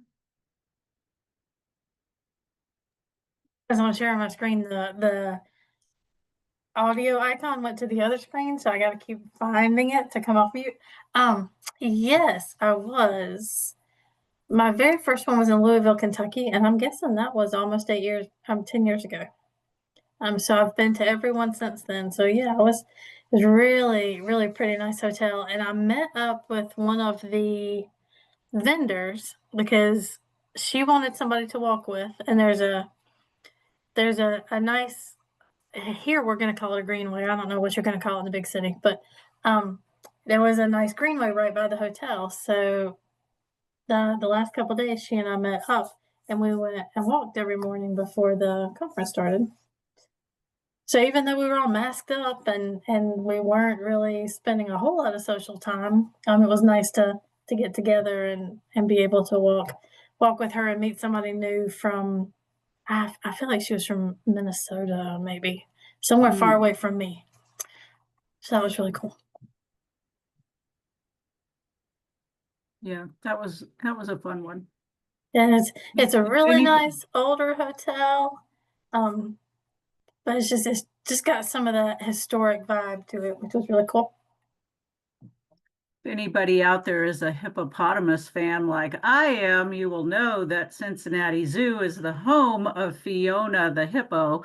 So there will be time in your schedule that you could go to the Cincinnati Zoo and meet Fiona. So I think Kristen Burlingame is on this call with us today, and I know she and I spent some time there at the Cincinnati Zoo. Though at the end of the day, waiting to go to the airport. Uh, so you never know what other adventures you get to do. I have some tech help for the audio. If you just hold down your space bar, it will temporarily unmute you without you having to click it, and then you can just release it and it's muted again. Did not know that. Thank you so much. That'll be really helpful with my classes coming up next week too. You're welcome. That's cool. You're welcome from your tech support. Yeah, thanks. All right, it is 2:45 and I see our infamous Nancy Harris down there ready to rock and roll on tips on, and she's in her happy place, her classroom. Nancy, if you aren't on the Facebook page, which I'm sure everybody is, you will know she just posted some great tips for us or activities for us to do. So Nancy, go ahead and give yourself a little introduction, and then let's get started with some fun. Nancy, do you need to share anything? Do you need to share screen or anything? Okay. Nope. I wanted to make sure that you had that access if you needed it. No, I'm kind of nervous because I'm the comedy relief today, and I'm thinking, am I really that funny? We'll see. Stretch your imagination. I just might be. So I am Nancy Harris. I've been Nurse Nancy for 33 years. I got named that. I walked into a night shift and I said, "Hi, I'm your Nurse Nancy." And the guy said, "Nurse Nancy?" I thought, yeah, that'll work. And for you young people out there, we used to have these paper things that had our names and our addresses and our phone numbers. It was called a phone book, and anyone could find you. And when I became a school nurse, I kind of like the anonymity. The people, when I call them in for DHS or call the law on them, they couldn't come and find me. So I stuck with Nurse Nancy for a long, long time. And I've only got 2 more years to go. May 2027, I am out. So Nurse Nancy will be retiring. So I am a limited edition for any of the I'm gonna cry. No, I'm not. The HOSA activities, I'm limited edition. And Callie, I just want you to know, I've been using ChatGPT. Proud of you. when I met you, I'm like going, I'll never use that. I've got so much up here. And no, I don't. So Chad is my best friend now. I love him. So I teach a health careers program. I have 1-year kids. I know traditionally VOTEC is a 2-year program. Well, no, not here. I'm a 1-year girl, and I try to send them off to do something else after that year. They get their CNA with me, their medical terminology, and their A&P and employability, and great community members they will become. That's my goal.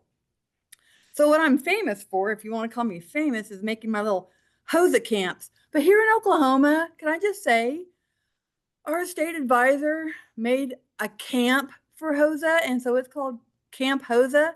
And so I now had to kind of label it boot camp. But now that I only have 2 years left, I don't care. I'm calling it HOSA camp. What I can do? Fire me? Well, they might. I don't know. But anyway, so this year I drew it with the ILC in mind, and I've done Nashville, Dallas. I've done Disney World, which I'm so glad we're not going there anymore. It's too hot in June. Last time I was there was a tornado warning, like tornado over Walt Disney World. And these kids were freaking out from Hawaii. They didn't know what a tornado was. And me and my student, we went, hey, we're watching from the sidewalk. You just go in there and get in your tub, and we'll let you know what's going on. Because we see these in Oklahoma, a couple of times a week in the spring. So yeah, that was what Walt Disney World did to me. Trauma.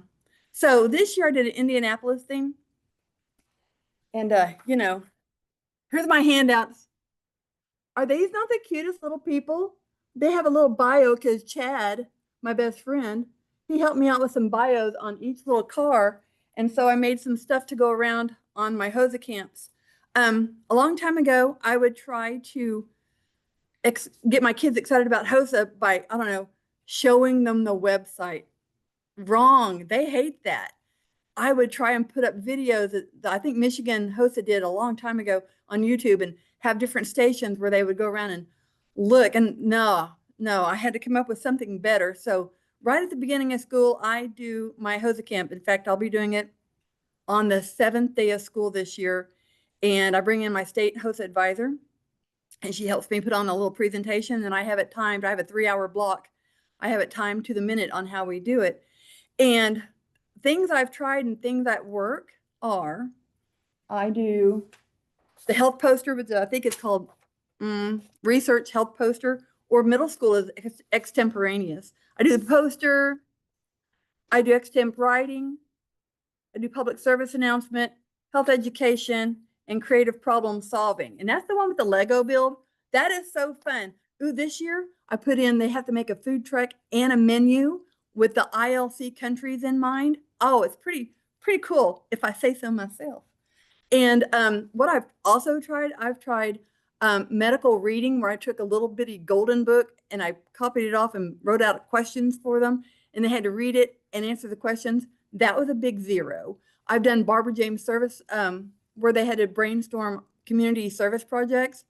That didn't work for me either. So I also, in my curriculum, I build in the faux mock interviews for Halloween, where they get to dress in costume. So they're practicing their interview skills like we have in HOSA, and they have to interview in character of their costume that they've come to school in. That's the best day ever.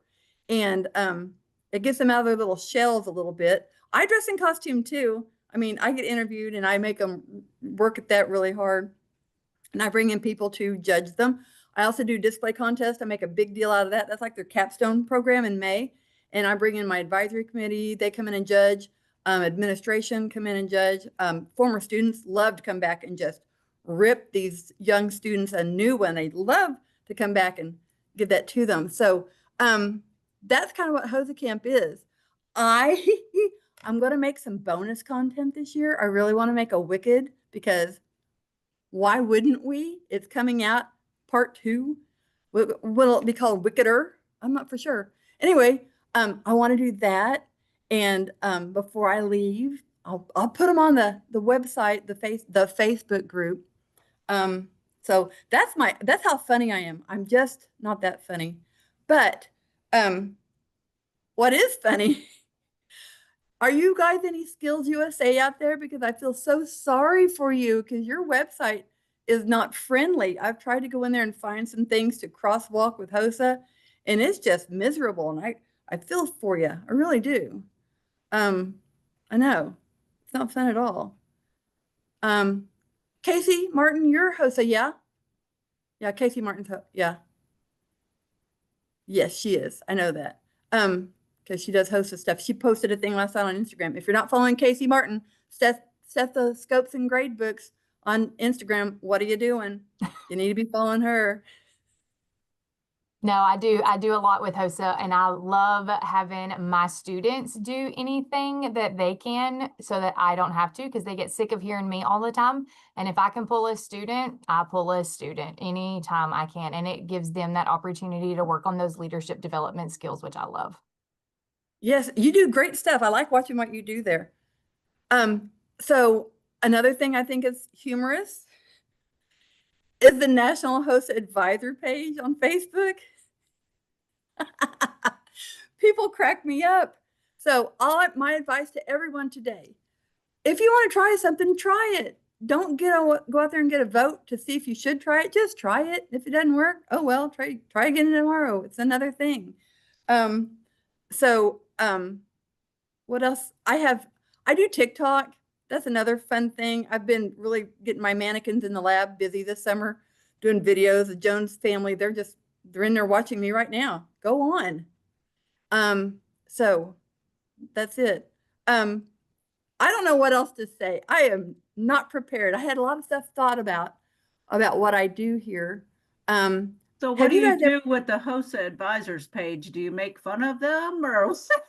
No, I laugh in my head, and then I get on there and I am nice and helpful, and I try to get them to not freak out and try something. And I I don't like people that gritch and groan. And so I'll just calmly say, sounds like you need to join a committee. I think that's my best one so far is you need to join a committee and help make things easier if that's the problem. Don't be a part of the problem, be a part of the solution. That's why I was a soccer coach. Hey, Nancy, you can talk about how your instructional coach, Brooke, helps support you with these endeavors at school, and that's how other people can reach out to wrap up your session. Yeah, that'd be great. So I have an instructional coach. This is a new thing for me. I've had her for 5 years. Some districts have had instructional coaches for a long time, but I have Brooke Easton, and she's got to travel with me and help put on my HOSA camps because it's a big session when we come to NCHSE annual conference, which I'm not coming this year. I've been 3 years now, and they're not letting me go anywhere this year. But you utilize your staff to help you do stuff. Brooke comes in Mrs. Easton comes in my classroom, helps me with students. I run things by her and she comes up with ideas to help me get my HOSA camps off the ground. I have a lot of proofreading going on here because sometimes I like my font and sometimes I don't. And if you guys have your own student organization counselor or administrator that helps you with your HOSA stuff, I'm so jealous. That's just not fair. I don't have one. I got to do it all on my own. So congratulations if you do. That'd be great. Oh, the mannequins are still watching me. The Joneses are watching. Follow Nancy on TikTok. She and her mannequins, they've been having some fun. Yeah. So I'm very rogue and I'm very wrong. My district knows that I have a Facebook page, but what are they going to do? Is Nurse Nancy's Health Careers. I have an Instagram. I have TikTok Nurse Nancy 20, and it's marketing for my students. It's all I do is try to market to these high school kids to make them want to come here. And on TikTok, can I just tell you, there are so many health professions out there. When I look at the NCHSE has a whole listing of different health career jobs out there, they're on TikTok, and you can actually reach out to them and talk to them. And I'm scheduling Zooms with many of them. One occupational therapist, I think he's in Vegas. He wants to help me do a lesson in class on occupational therapy. They're out there and they're free and they want to help you. So it's another thing we can do is reach out to social media. And if you're not comfortable with it, what you gonna do? That's right. All righty. I think that's it. Yeah, I'm good.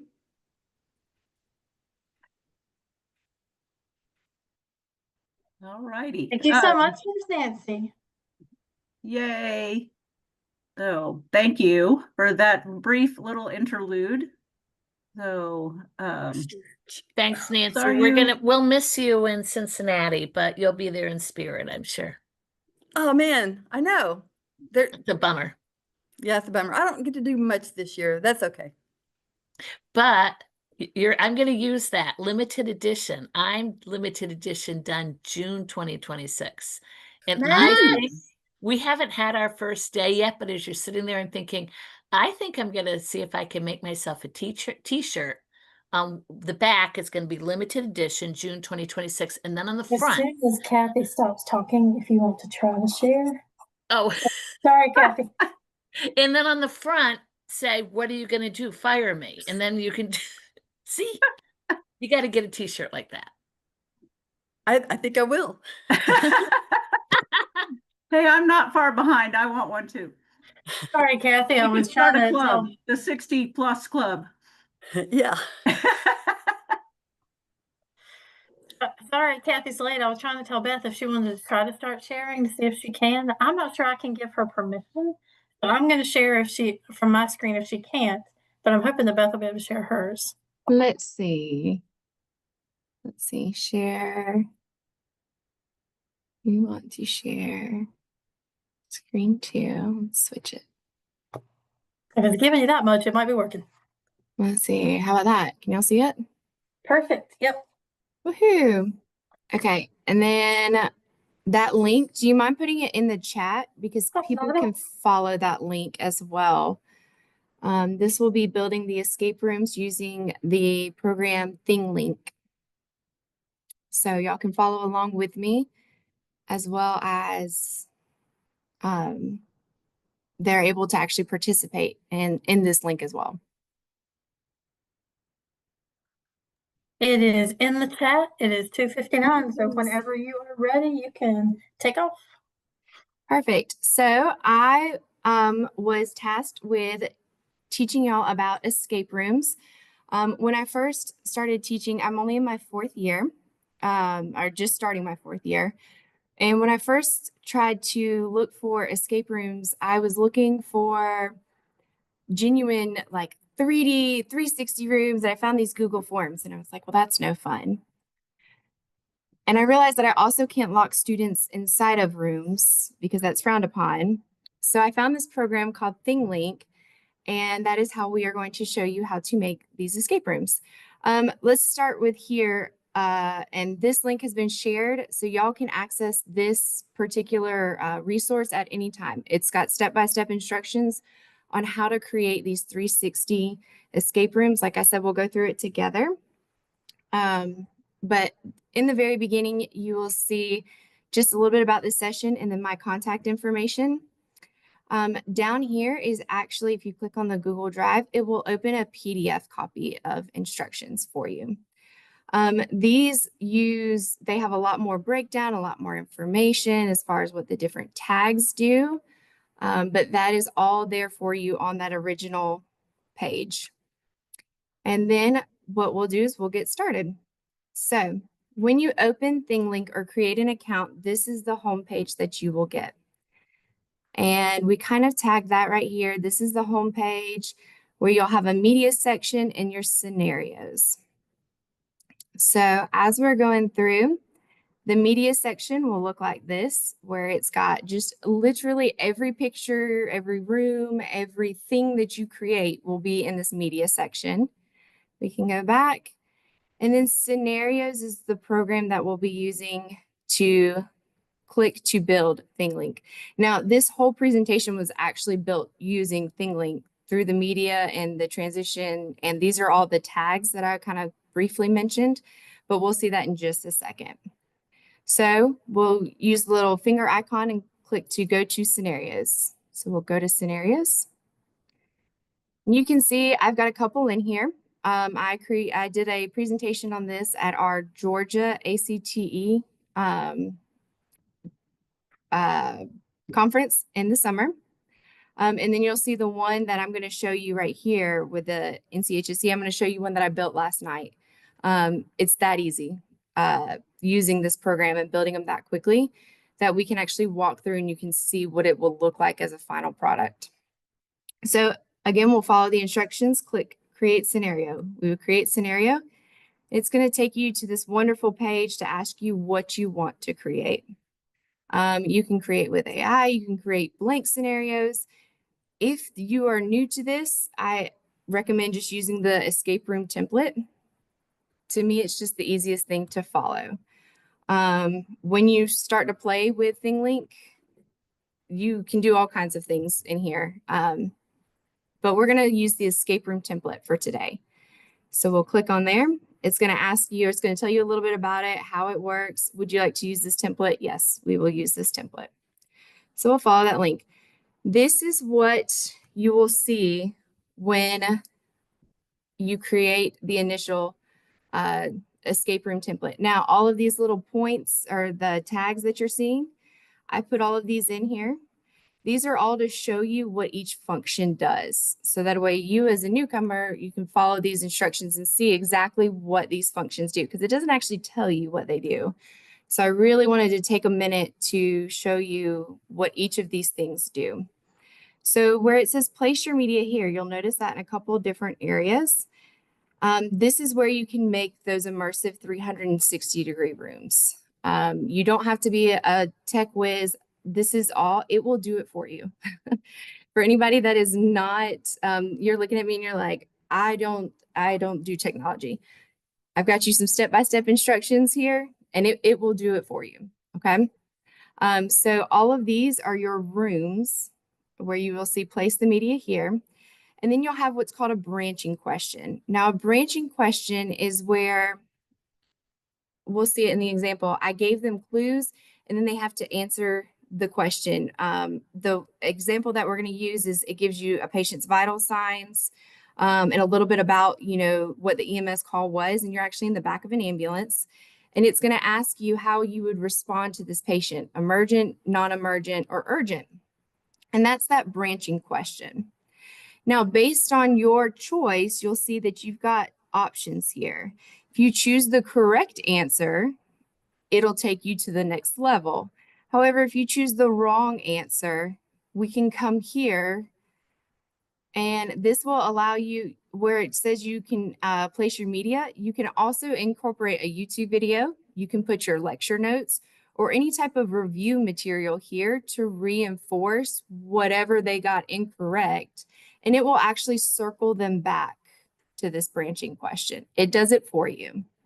And that's what this little tag says here. It talks about the dotted line will take the student back to the question that they missed after they've gone to this reteaching point. Now, if they get the answer correct, then they will move on. And here you can move them to the next room of the escape room. I understand the initial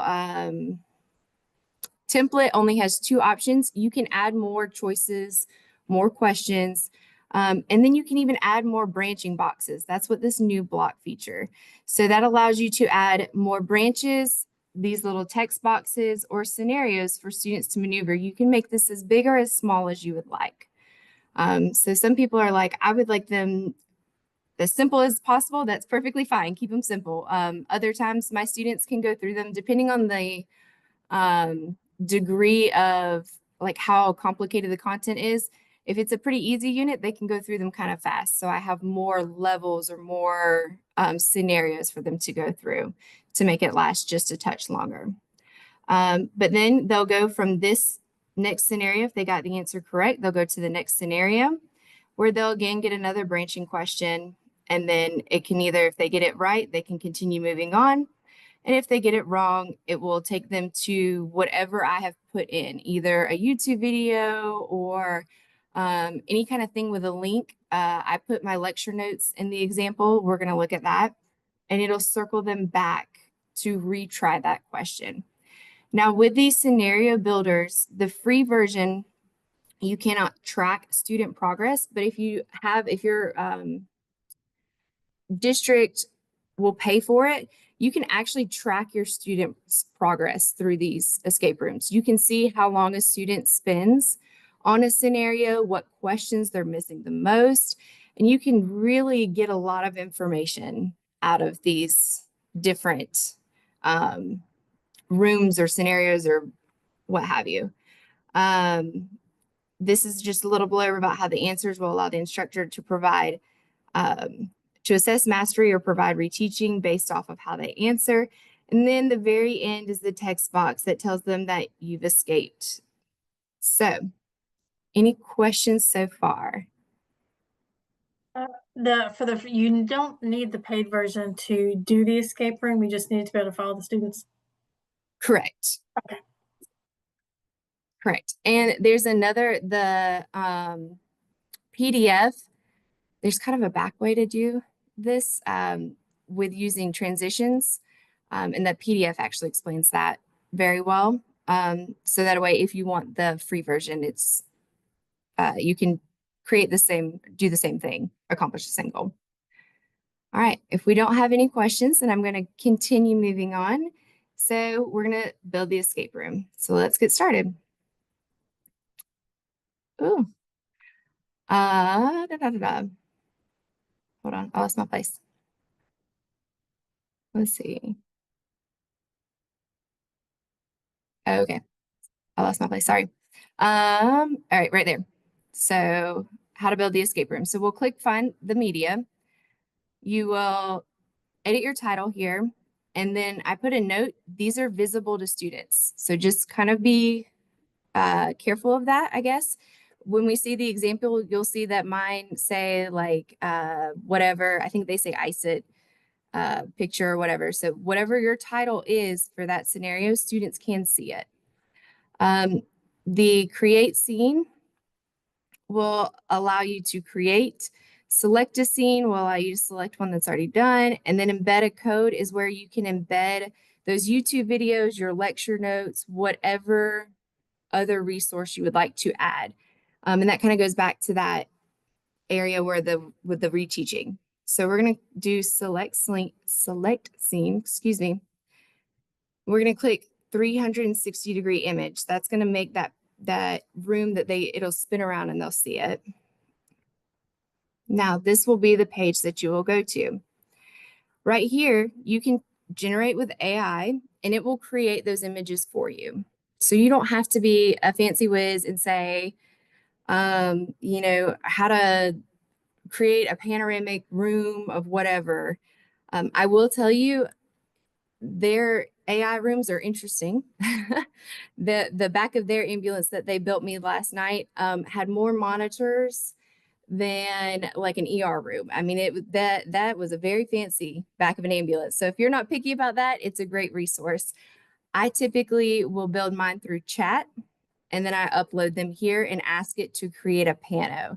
You can also take a picture of your classroom in a pano style and upload it, and it will give you a 360-degree classroom that you can lock your students in. And then over here, they also have a library. Most of their libraries are not healthcare related scenarios. They're like museums, just kind of random places. So, but it is there for you if you are not picky as far as where those students get trapped in. So we're going to click Pano to 360 and you'll upload your photo here. If you upload it and it's not in its specifications, it will tell you, hey, we need it to be this by this. And all you have to do is change the size, upload it, and you're good to go. So once it's uploaded, it'll take you back here. And this is what your image will look like. You'll see your room. You'll add tags. That's what all these little highlighted things are. The tags, the PDF goes into detail, but when we look at the one that I made last night, I can show you a little bit more on tags. But you can add text boxes. You can embed questions, polls. You could also put in videos, anything that you can think of. All of these were made with tags. And these tags right here that you're seeing where it's taking us to these different screens, those tags are just the transition tags. And it takes us to whatever image or next scenario you want. So when you're done adding tags, you'll just click done. And that's going to bring us back to our template. So you have full access to this tutorial. If, let's say, you got lost at point 2 or step 2, if you click that little home button right there, it'll take you all the way to the very beginning. So then we can start over, come to our home page, go to scenarios, create scenario, escape room, yes. And now I'm back in that template where I understand how to build them. And if I want to see how to build those rooms, just follow those clicking instructions. Have I lost anybody yet? I love ThingLink. It's just, it has its moments where I'm like, man, it took me a while to learn ThingLink. All right, so let's look at the one that I built last night. Scenarios. Y'all can still see this, yes? Yes. How do the students, like, you're probably getting there, but like, how do they go do the escape room that you've designed? Just like with y'all, I just click share and then it'll say share link. I can embed it into Google Classroom. I can get the direct link right there, insert into a PowerPoint, however. So I just share it. Yes. So this is the one that I built last night. Again, here's your template. And you can see that we can move through it. And y'all, again, I can build this as big, as long, and as complicated as I want, but y'all only gave me 30 minutes, which is probably a good thing. So that PDF is on the very first page. Follow that link and it's on the very first page. It looks like a little clipboard. I think it's orange. It is. Little orange piece of paper thing. Good question. So we're going to look at our start point. Let's see. Here we go. So this is the room that I created. I created this last night very easily. You can see we're in the back of the ambulance and it will spin for them. You can make it full screen, all the different things. And y'all, I'll just typed into ChatGPT. I would like a picture of the back of an ambulance. That was it. This is what it gave me. So you'll see all the little icons here. These are your tags that we put in. All right, and we can move around the room to find all of our tags. So this little icon over here in the right-hand corner, the red dots allow you to see how many tags there are, so I can know if I found all of them. So for here, it says EMS was called level 1 to Average Joe's Gym. 24-year-old male found down in the locker room. He's unresponsive. All right, that's the call that EMS received. We can see right here our patient's vital signs. Ooh, that's not good. All right, we can click on his rhythm strip and see his rhythm strip. Now, are these media pictures that you added in? Yes, ma'am. It's just one of the tags. It's the, instead of just the text like what you saw on the demo, this is the photo with text. And all I did was just upload a picture. Gotcha. And then we scroll over here. What does this say? This was our bystander story. He's been fine all morning. He was working out at the gym just like he normally does. All right. So I found all of my tags. I don't know where my patient went. I guess we got to get to him first. But right here is how we'll get to our question. So how would you triage this patient? So this is where you will assess your students' understanding. You can either give them clues, you can give them whatever as far as how you set up your escape rooms. This one's going to be set up that way where it's clues. I have more that I set up where it was questions and then they had to put in the answer sequence of the questions. So if there were like 5 questions, they would put like A, B, B, C, D to unlock to go to the next level. I've done it a bunch of different ways. But if we said non-emergent, right? We all know that that would not probably be the case. But if we did that, it's going to take them to a triage YouTube video where they will have to watch, relearn, and then they can come back. Now, how would you triage this patient? Okay, all right, let's triage them emergent. That's a great idea. Let's do that. So now it takes us into our ER room. He's got some weird feet. That's all right. So we're looking around our ER room. Okay. Yeah, looks pretty normal. Oh, his lab report shows the following abnormal values: hemoglobin of 8.2 and a lactate of 4.1. All right, that's good to know. See anything else? I see 2 dots in my upper right corner. So here's another tag. The X-ray shows a fractured left femur. That's good to know.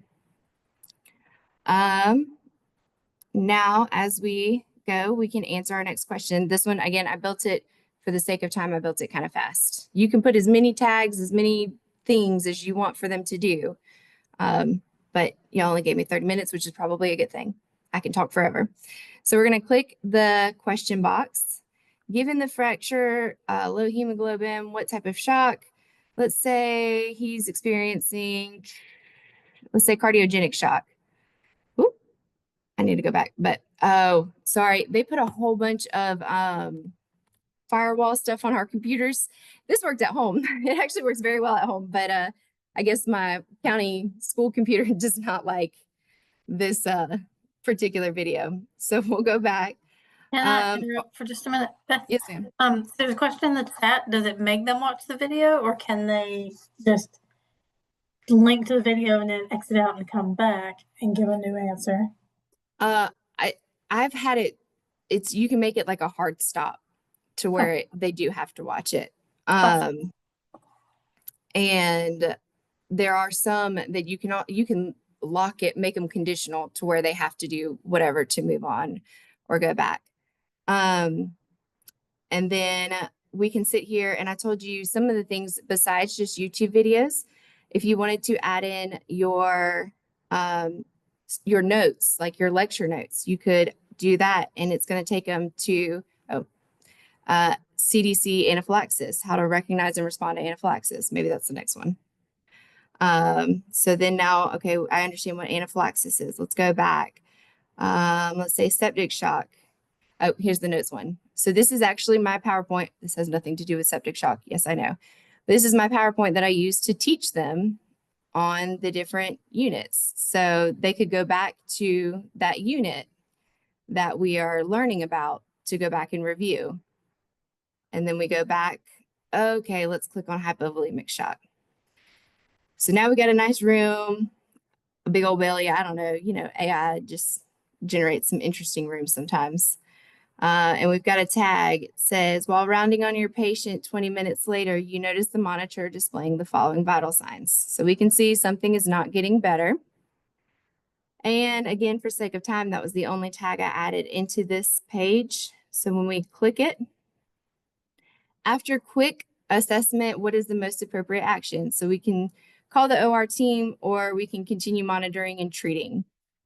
And this is that final question. So if we're going to do the wrong answer just so you can see.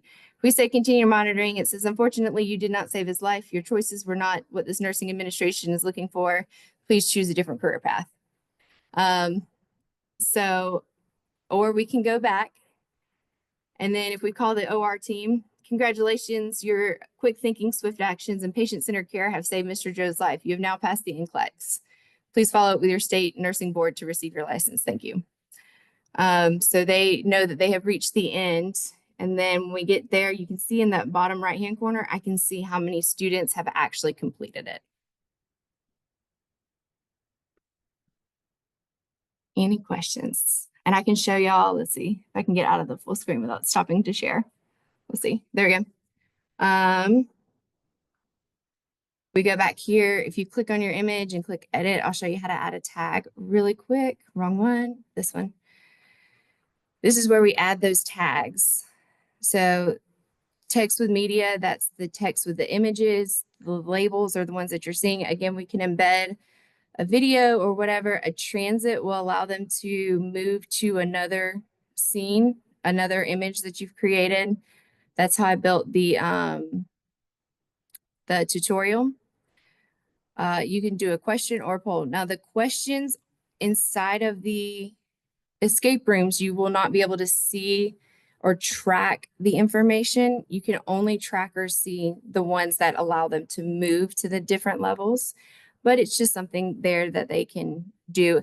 Also, they don't know that. So, you know, there's that, just saying. Anything else I can show or help with? We've got about 9 minutes. I can answer whatever questions I have it. Hey, Beth, we're doing fine. So if you have more that you want to explain, you got some time. Perfect. Or not. Beth, did you teach this? How did you teach this to yourself? A lot of wine and anger issues. Were there some like YouTube videos or anything that you looked at? There is not. You just figured it out? I did, and it took me a minute. A minute, yeah. 2 bottles of wine later. Right. But I got you. And that's why I wanted to really build that tutorial with y'all, that you could go through and you can follow step by step where to click, what it does, what it's offering. Because I could not find a resource like that. And it was a lot of trial and error. And I found a lot of great things on the internet about how it's so wonderful and your students are going to love it. And I was like, great. So how do I do it? And there was just nothing there. So I really tried to, when I was building that one last night, I was like, man, how do I put this into words? And I was like, actually, let's just build it with them. And that way you have access to this. Y'all can see and follow it step by step. And if you get lost, you just come back to the beginning and follow it again. Wow, thanks. Are you presenting this at the conference? NCHSE conference? Did you? I was not planning on it. Do I need to? Okay. I can. Oh, no, I think they're full, but I just wondered, so people who were planning on going to the conference, if they want to learn more, to see. I am doing other ones. I'm doing 2 other ones, I think. I think 2 other ones. I saw you on the list, but I wasn't sure what the topic was. So yes, ma'am. I looked through the agenda, and there was something on escape rooms. I don't remember who was doing it, but that is a session. So this was just a way to give them, like I said, that 3D kind of room. One of the ones that I did, let's get out of here and build. I built it in the media. I have an endocrine one that I built. Here we go. where they're actually trapped in what AI generated as a healthcare class. And you can see there's different questions. This is one where they have to answer the questions in the order to move on. But I do a start here and I tell them that Miss Hartley went crazy and locked all of her students inside of a classroom, you know, and it tells them how to maneuver through, work faster, you'll be trapped here forever. And they can move around the room, find all the questions. And then when they want to go to the next level, they have to enter whatever the sequence of A, C, B, E, or whatever to move on. So I've built them a couple different ways. But That's cool. How did you do that? Is that one also using ThingLink? yes, ma'am. All this is through ThingLink. That one's using the media and the transitions. That it's you got step-by-step instructions on that PDF in the very beginning of the NCHSE one. Let's see. Let's start here. This PDF right here. All that instructions are right there. I linked But also it in the chat for everybody. perfect. As well as Perfect. And they're all built kind of the same way. It's once you learn ThingLink, it makes sense. It's great. It's very fun to, like, even last night I was like, oh man, I could make it so that, you know, they are traveling through the heart and have to travel through the correct valve to get to the next chamber. And if they don't, you know, I can loop them back a different kind of way, or, you know, make them have a disorder now because they didn't go through the right way or something. And so once you learn it, and get it, it's understandable. But that's why I've really spent a lot of time making those instructions in the PDF, and then also creating this to allow you to follow through it, see what everything does, and provide you as much information as I could, because it was fun to learn. It really was. Beth, you should consider selling the ones you've made on Teachers Pay Teachers. People would pay for your expertise. I have some things on there, but not this. This is I just figured out how to like put it into words, how to create it. But yeah. Are the students really loving it? They do enjoy it. It's interesting. The first one I built is leaps and bounds far from what you're seeing now, because I was just learning, and I learned too, you know, which ones are going to kind of take them a little bit more time to go through versus, you know, I might have spent hours building this one at the very beginning because I didn't know how to use the program, and they got through it in like 20 minutes, and I was like, well, now what, y'all? Now I can obviously get through I understand the program, and I know what to do now. But yeah, when I was learning it, again, to me, it took forever, but it was different. So I enjoy them. They enjoy them. You never know where Miss Hartley's going to lock you up, and you'll have to escape from that day. There you go. When you looked up the ambulance picture, did you have to specify that it needed to be a pano picture, or did you just request a picture? I did. I said, generate a picture of the back of an ambulance, make it panoramic. And the only other requirement is I try to tell it to make the two ends where if you would wrap it around, it would be kind of seamless. You can still see the seam, but it just makes it a little bit cleaner. And then the only error, I guess, that I ever get is that sometimes that pano picture the width has to be twice the height. So I just go open the picture, change the width to whatever twice the height is, and then I upload it, no problem. But it'll also, like I said, it can generate the AI pictures for you. If you don't have the paid version, I think you're more limited on the number that you can generate for free before you have to buy credits or whatever. But it was not the same ambulance that I was familiar with. There were all kinds of fancy monitors and more technology than I ever know what to do with, but it was an ambulance, sure. So if generating the pictures is not for you, by all means, use the AI generator it'll get you something. Yeah. There was a question in the chat. Oh, sorry, Melissa. There was a question in the chat earlier at the beginning of this that asked about, is your district paying for it, or are you paying for it? Because when I go on the website, it just says a 30-day free trial. Okay. I did upgrade it. I upgraded it for the ability to create more. I don't know what the district level is. I knew I upgraded it, but I thought I knew it was for the ability to create more freely, I guess, without. No, are you running just out of free paying credits. for it, or is your district paying the cost? Like the monthly cost? I pay for it. I bought the upgraded version, is what I'm saying. Awesome. Well, thank you so much, Beth. I'm absolutely certain that lots of people are going to be using this once we make the time to create. Yeah, once you play with it, it's good. It's just kind of it was fun, but hopefully that tutorial will help y'all and y'all can go through it and follow it. And if not, my contact information was also on that front page. So by all means, reach out. I just printed that so I could play with it. Perfect. Yeah. All right, Kathy Slade, we're turning it over to you. Oh, great. Okay, everybody. Do you need me to share anything?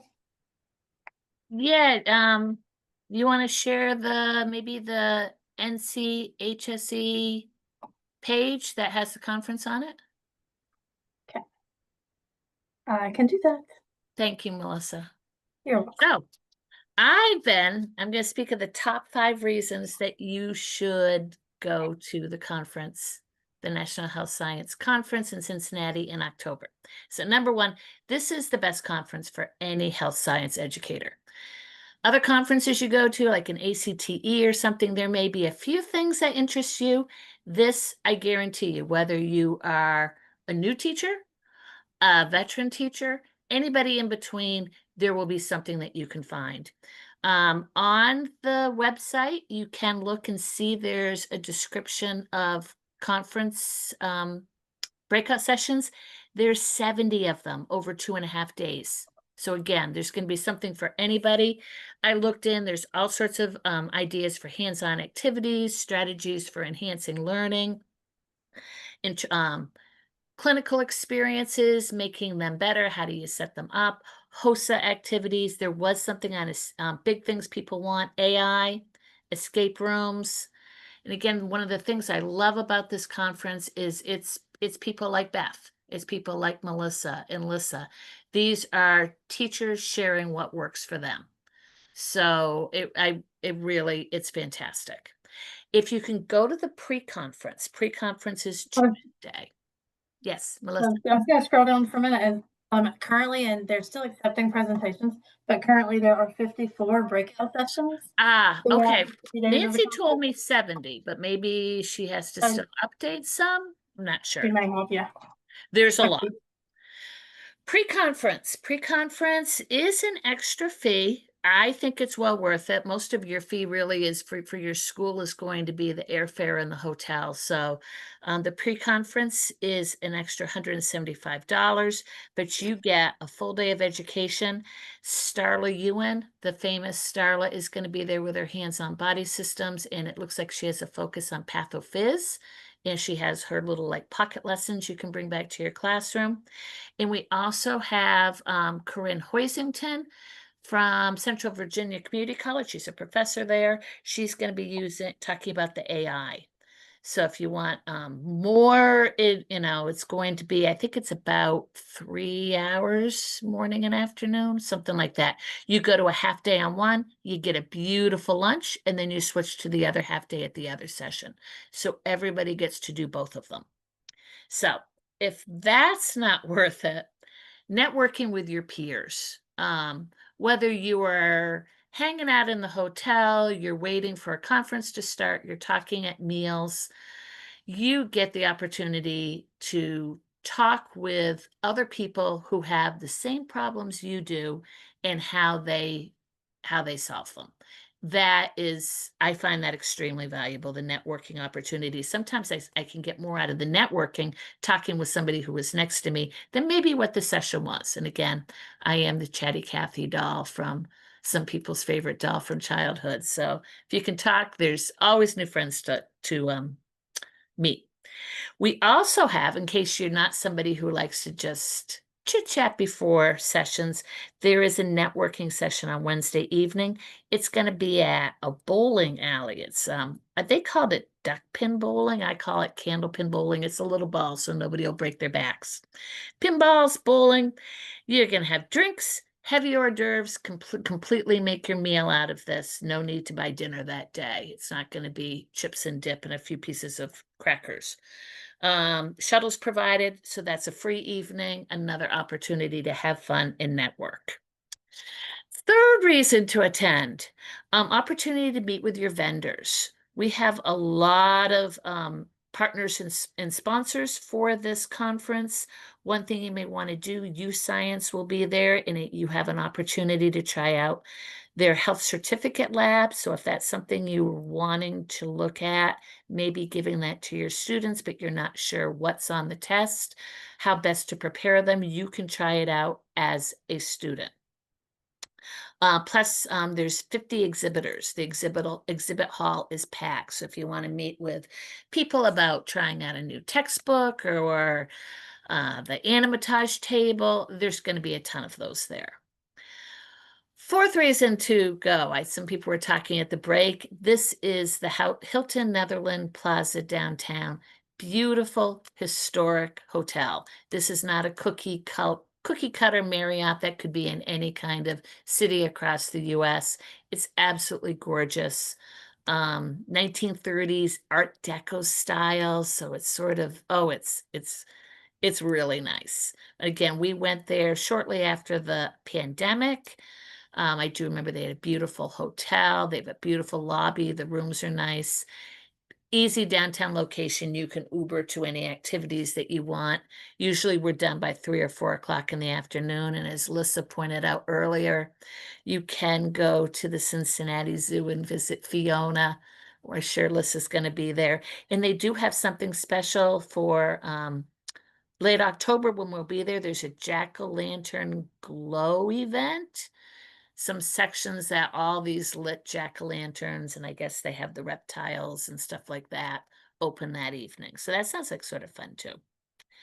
And the fifth reason, again, reconnect with old friends, make new friends. Your president, Lissa Bartle, and I met at one of these conferences almost 20 years ago. We reconnect each time we go to a conference. Some people met at the last one. Who do we have? Callie, 2 of your health science ambassadors, Callie Davis and Rachel Higby from New York. They met. Now you're fast friends and you're going to keep on that tradition. It's so much fun, the rest and relaxation and all that, and the best conference ever.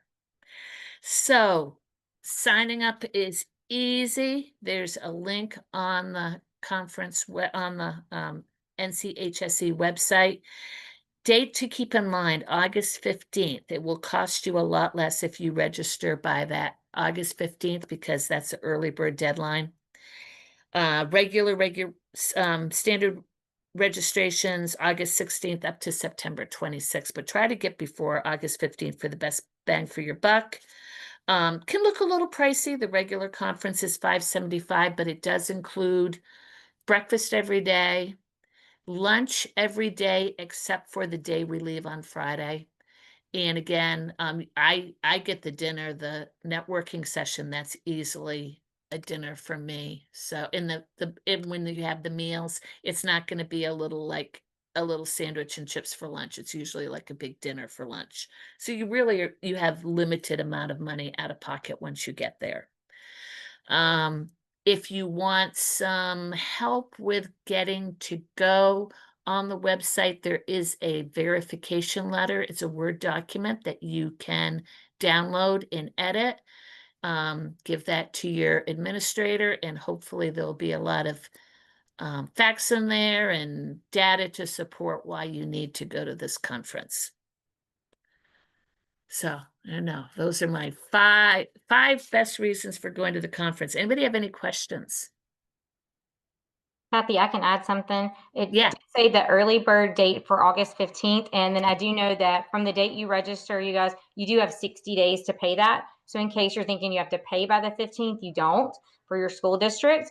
And I know Perkins funding is just now coming out from the federal government too. So it's still, you have a little bit of time to be able to pay and potentially reserve your room and work out stuff for payment. So in case that's a holdup, you think it's too quick. Yes, thanks, Callie. Thank you. Yeah, looking at the whole thing, it probably, well, and I didn't add up the whole thing. It depends on whether you need to fly there or not, but I think you get a lot of bang for your buck. All right, if anybody that has been to the conference, raise your hand and so we can see how many of you have already been out there, or raise your virtual hand in the chat. So, all right, Casey, I see our next presenter is here. So Casey, if you want to introduce your friend Kristen, please. Absolutely. All right. So our next session is on how to make AI your teaching assistant and how to use those time-saving strategies to simplify your lesson plan. Our presenter today is Kristen Masick. She is a former high school engineering teacher, middle school assistant principal, and district level curriculum coach with over a decade of experience in career and technical education. She's a go-to mentor for his secondary CTE teachers juggling multiple preps, complex course loads, and constant changes. And now she's specifically focusing on helping teachers simplify their systems, reduce planning time, and avoid burnout using these practical tools. Kristen and I met several years ago through Instagram, and she has been a key person for me on just figuring out some of those ways to simplify things within my classroom. She has a podcast that comes out once a week, and it's just great snippets of information. But I'm going to let her share a little bit more about how we can use AI to help us and take some of that workload off of us, because we definitely know we've got already wearing too many hats. So go ahead, Kristen. Awesome. Thank you, Casey. So glad to be here. It looks like my mic's working. Okay. And then I'm good to share. We'll just practice, make sure I got that. Okay. Yes, we can see your screen. Okay. Awesome. All right. So you might have to move your pictures around a little bit. I know I did. So like Casey said, I'm Kristen. I'm here hiding in a library so that my little kids don't try to come in and insert and show their faces. They love when I'm on Zoom. But I want to let you know that I have a bit.ly link, and unfortunately bit.ly did something fun where you might have to click through an ad or something, but I have a bit.ly link. I have it on every single slide. But then I also, on this first slide, I have a QR code, and that will take you to a site. Actually, I'll switch over to it for a second. Maybe. Oh, maybe I'll just advance my slides. So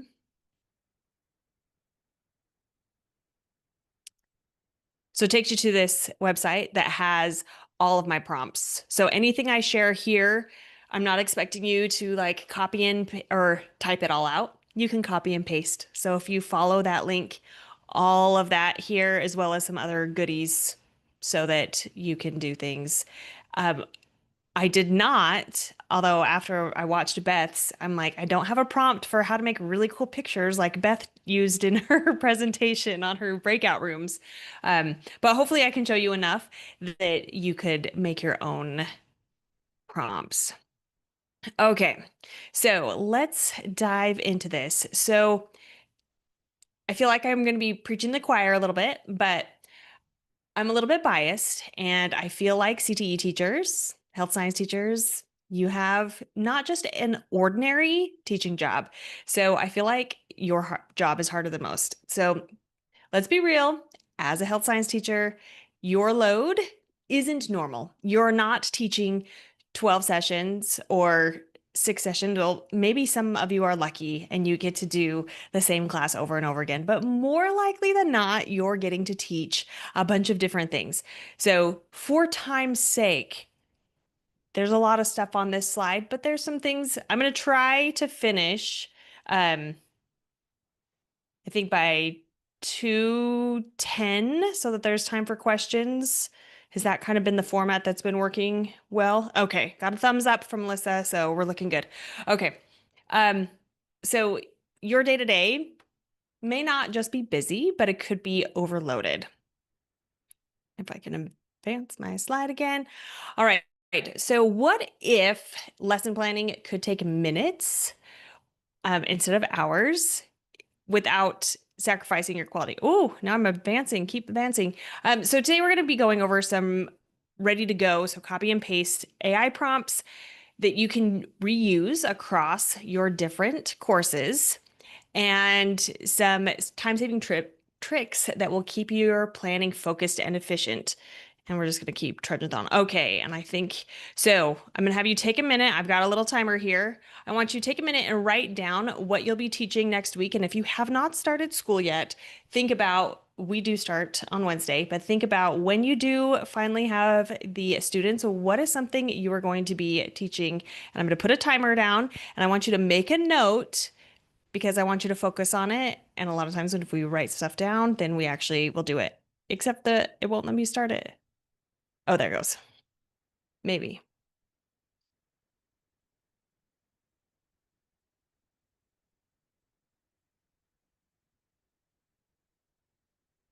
I might just pause it and we'll pretend like it took a minute.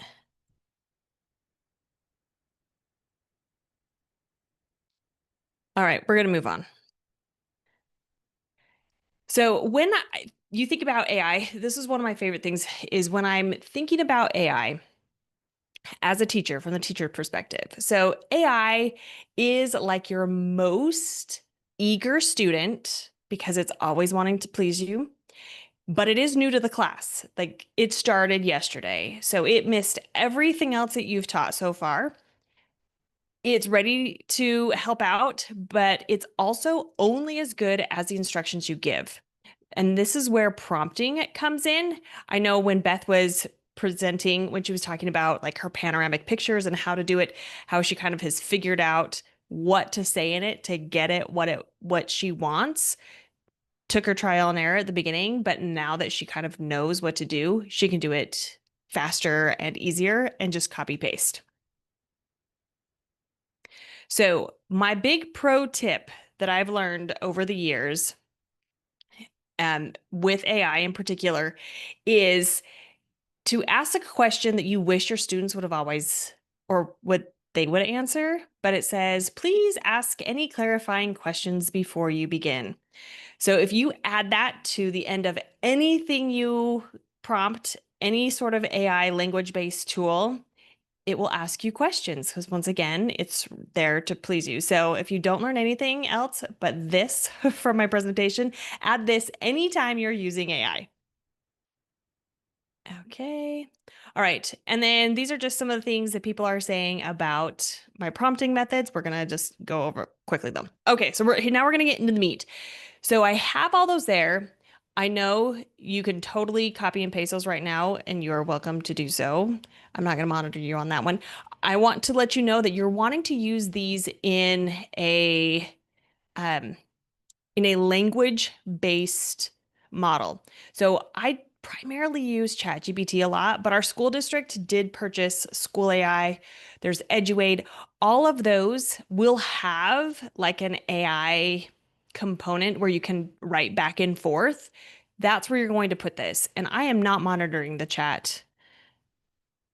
Casey, should I be monitoring the chat on that? It's okay. We're helping to keep up with that. Okay. Sorry, Casey. The only thing I was going to say is that the Bitly and so I opened the Bitly on my computer, and so I shared the Bitly's here, and we shared the link. And there are a couple of people that say the school won't let them get to either one. So that's kind of this troubleshooting technology is the biggest thing we have on the chat right now. But I'm sure questions are coming.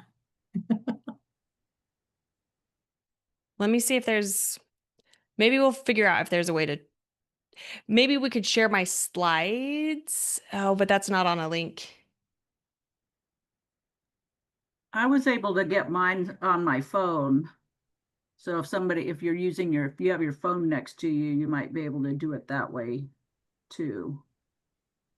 If people are having a hard time getting it on their computer. Yeah, I totally forgot about, just never And know what. if nothing got else, the you feedback. and I can chat afterwards and we can reshare with those that joined in. Okay. And I did get feedback back. The phone worked for the person who was struggling, so we're good. Okay. Okay, awesome. So for this first one, I do have like a little video that's going to be me walking through, like doing it. So I'm not typing it.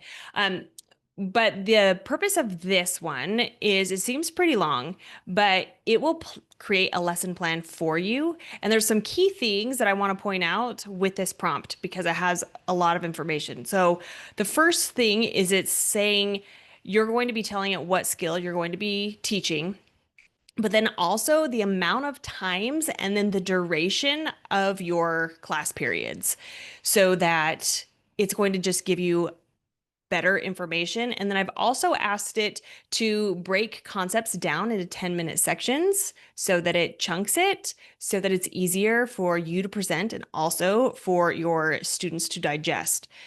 So here's a little walkthrough and hopefully it works where I am. Okay.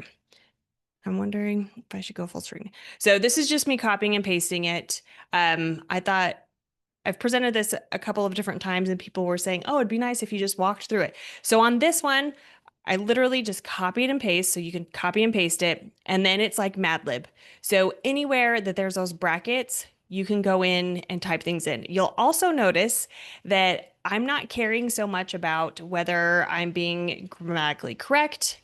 I accidentally left a bracket on the end, and the AI is going to be able to figure that out, and it's going to be able to see it and understand what you're saying. So I ended up saying I did teach engineering, so I never taught health science. So I'm not going to try to pretend like I've had students compete, not necessarily in HOSA, but in Skills USA in some of kind of like health science related like EMR classes. And one of my best friends, she taught EMR. So that's like my like plug in with health science. But once I finished doing all this, remember that last question, and I think it thinks for a second, but I said, please ask any clarifying questions. And so it went through what I gave it, and then it asked me 5 questions, and then you just go through and answer them. What you'll see is as I'm typing in the chat, or as I typed in the chat, you can just type in the number and then the answer, so you don't have to, once again, do full complete sentences. But I go through and I answer those. And then I'm wondering if I can speed up how we watch this. I'm going to double speed it and see if it works. I'm not sure if it will work. But I'm going through and I'm answering what I want it to do. We're just going to skip through a little bit.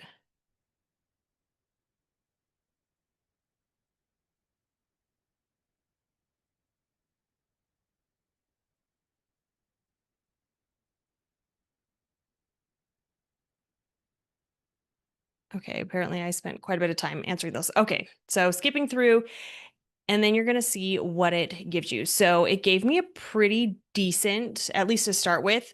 So every 10 minutes, it's chunking. It's telling me what that objective would be, what that activity would be, and how I would present it to my class. So that's like your quick lesson plan. I've got more. So let's see. All right, so the next prompt that I'm giving you is about student misconceptions. So when I first started teaching, and actually, I don't know if it got better or if it got worse as I started teaching longer, is that I kind of forgot about the misconceptions that I myself had as a student, and maybe even some of the ones the students had.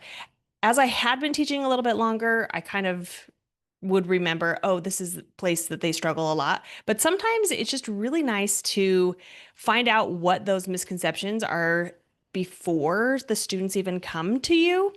And so you can incorporate that into your lesson plan. So that is what this prompt does. It's just asking for 5 to 7 misconceptions. And then you can then incorporate that in, figure out how you're going to get over those and a strategy to address it in class. So there's my second one.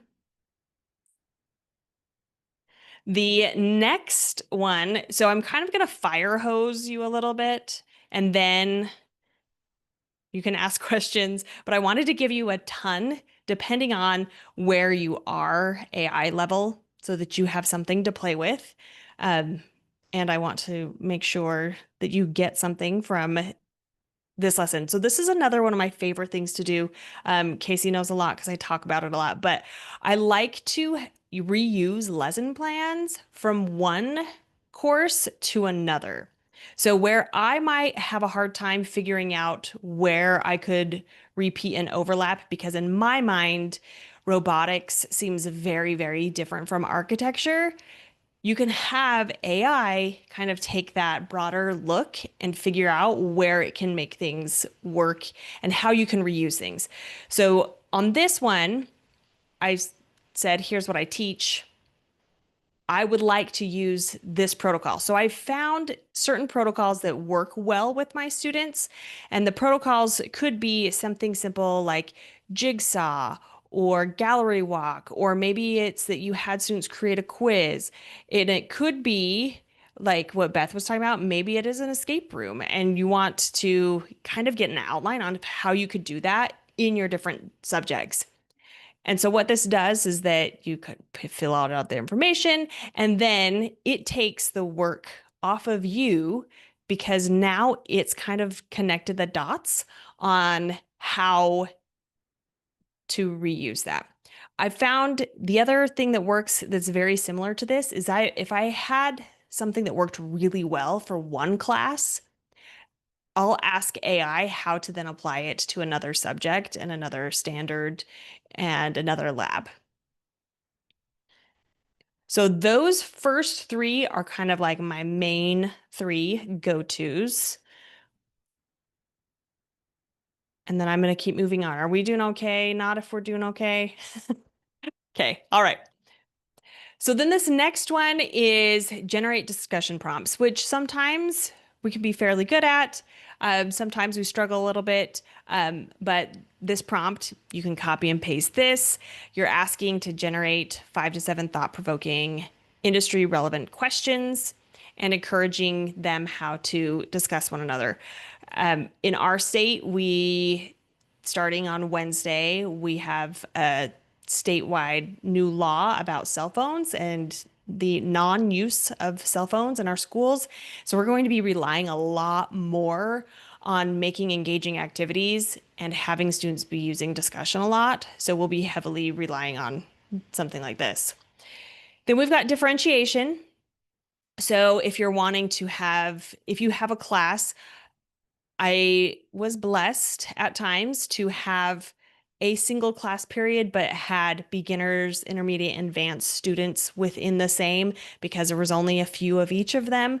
And so this can help you differentiate your lessons to accommodate for all of those. Then we've got a develop real world scenarios for CTE, giving you a challenge. Let's see. And then increasing engagement. So this is one that I think we all are wanting to increase engagement. So provide a lesson structure that includes an engaging hook, a hands-on activity, and an industry-related real-world application. Then you can also put in like the specific career pathway or certification. And then, as always, please ask any clarifying questions before you begin. Kristen, can you just go back one slide to that one? Yes. Thank you. Okay. And then I was just noticing, because I went through fast because I'm like wanting to make sure, and I feel bad that some of you can't get to the prompts. Can you go back one more slide, please, to the multi-level in the same room? Yes. Oh. Nope, it wasn't that one. There you go.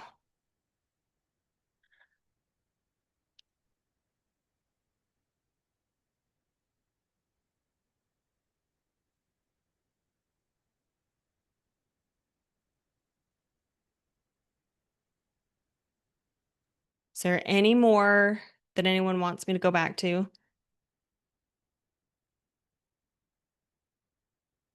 Okay, and then Casey said in the chat that she's going to screenshot the prompts and share them in the chat.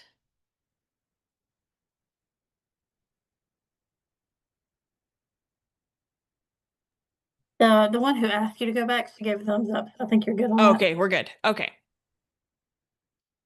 So I cruised through that super fast because I wanted to give you time to try things out, to ask any questions. Because I think I'm done at 3. Okay, I'm doing the math. 4:20. Is that one? Yes, ma'am. Okay. You've got 20 more minutes. Okay. All right. So this is just how to keep in touch with me. Like Casey mentioned, I'm on Instagram. That's where I hang out the most. And then I included the bit.ly for those of you who it worked, or you can try using it when you're not at the school. And then weekly, the podcast is called the Secondary Teacher Podcast.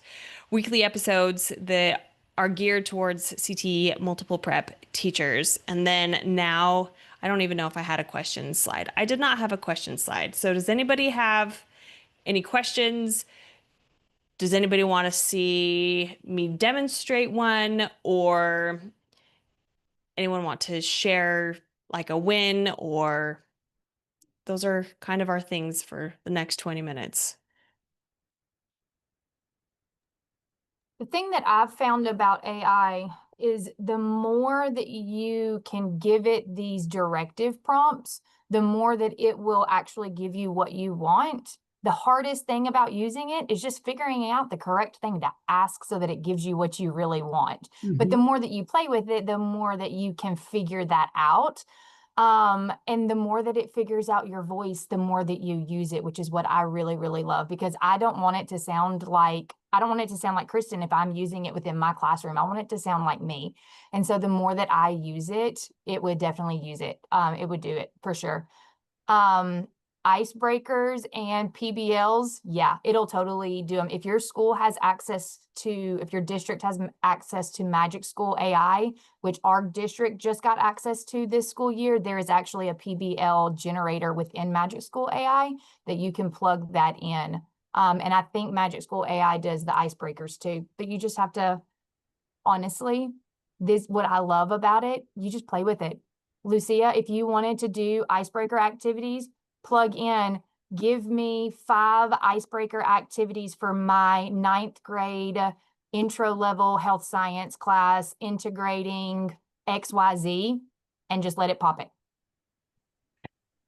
And that's perfect what Casey was saying too, is that structure. So she mentioned it. I didn't put this in my presentation, but I do have like a free PD that goes in deeper on like how to create the prompts, but it's just exactly what Casey had said. So you're saying like, here's the role. This is what I want you to do. I want you to create icebreakers. The other thing Casey said is, here's the grade level. That's very important. You could also throw in, so you've got your class. You could throw in maybe information about your community. Maybe you could throw in like, that you want to use something like with pop culture, maybe something that's going on in the world, to give them some more context to go off of. The other thing that I like to do with icebreakers, this is just me a little bit, is I don't like awkward icebreakers. I feel like there's 2 forms of awkward. There's like where the students feel awkward, and then there's where the teachers feel awkward. So there's like my least favorite is 2 truths and a lie, because I'm like, okay, are you going to reveal something to me that I'm going to need to report to administration? Like, please no, please no. So I like to put that in there as well, that please make it something that students would feel comfortable with a group of strangers participating in. There's other things you can also add, like please make sure that my students who English is not their native language, where they feel comfortable. Those are all different like additional things that you can put in your prompt. And then that please ask any clarifying questions. So you can specify that you're in, maybe you're in a lab setting, maybe you're in a classroom. Like, what does that look like? That would also help get you the best information. Kristen, do you have a favorite platform for creating presentations, preferably free? That's the tricky thing. I thought at one point, I don't know if I can't remember if it's free. If anyone is in here who knows, Brisk is one that's really popular because it's a Chrome add-on, but now I can't remember if it's free. I'm like looking to see if anybody has used Brisk. Okay, so Jen popped in there. It's free. So I believe Brisk will do a whole bunch of different things like generate slides. Canva will actually, even the education version will generate slides as well. So you put things in there, like in their whiteboard, and you can ask it to populate, but really what it kind of does is it just like fills in one of its templates. Right. My friends, they would never do that. Does anyone want me to try something for them?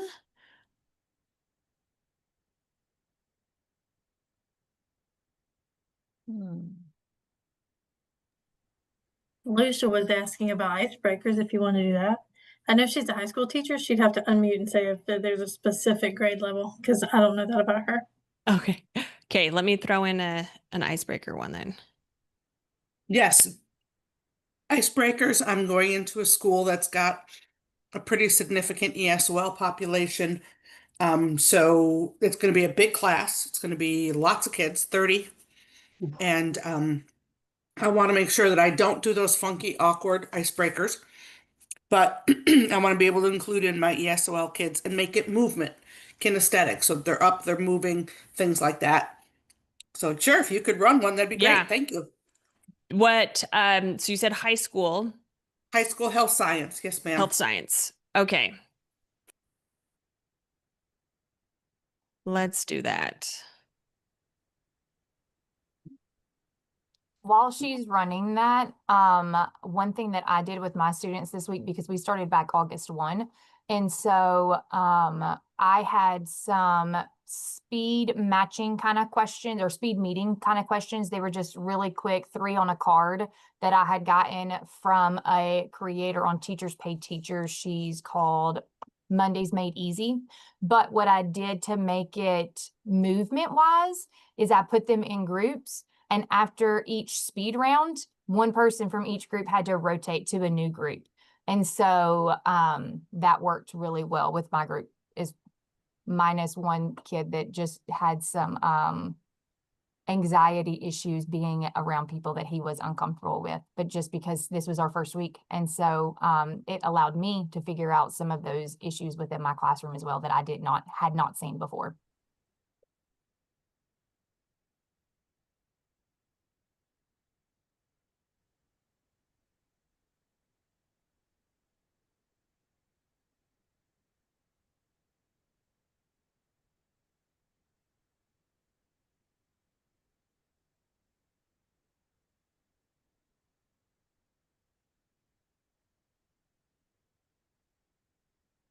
Something I'll add while you're doing that, as far as the movement piece, if your school allows you, obviously. Something I've done the first day of class and also throughout the semester, just on days where I feel like students need to get energy out or wake up, we go out and go on a walk around the school, and I put them in pairs, and then I have a question. We talk about that question for a few minutes as we're walking, and then one of the 2 lines will rotate. So these questions that ChatGPT can generate can help you be prepared with questions while you're doing one of those wander walks, I call them. Most students loved it. Not everybody loved it. had to be considerate of students who weren't super mobile at times, but it was something I really enjoyed doing with them.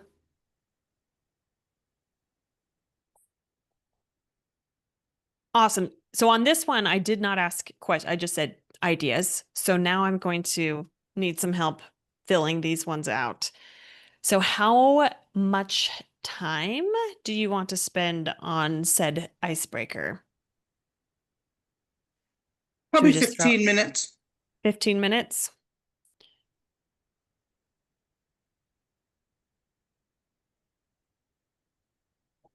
All right. And then the next question, They can your space. move pretty much, but I've got tables, so they'd have to move around the tables. It's not a big open room.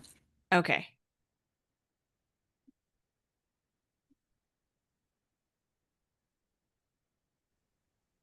It would be great for question number 3 to have health science as a content basis.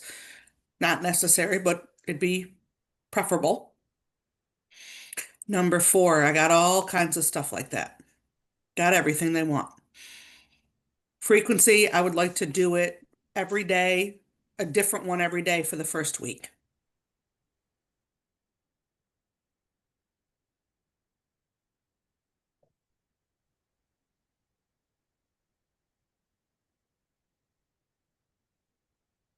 Okay. Let's see what it gives us. Okay, so I did ask to give us some ideas. So it's saying, and we'll see how good this is.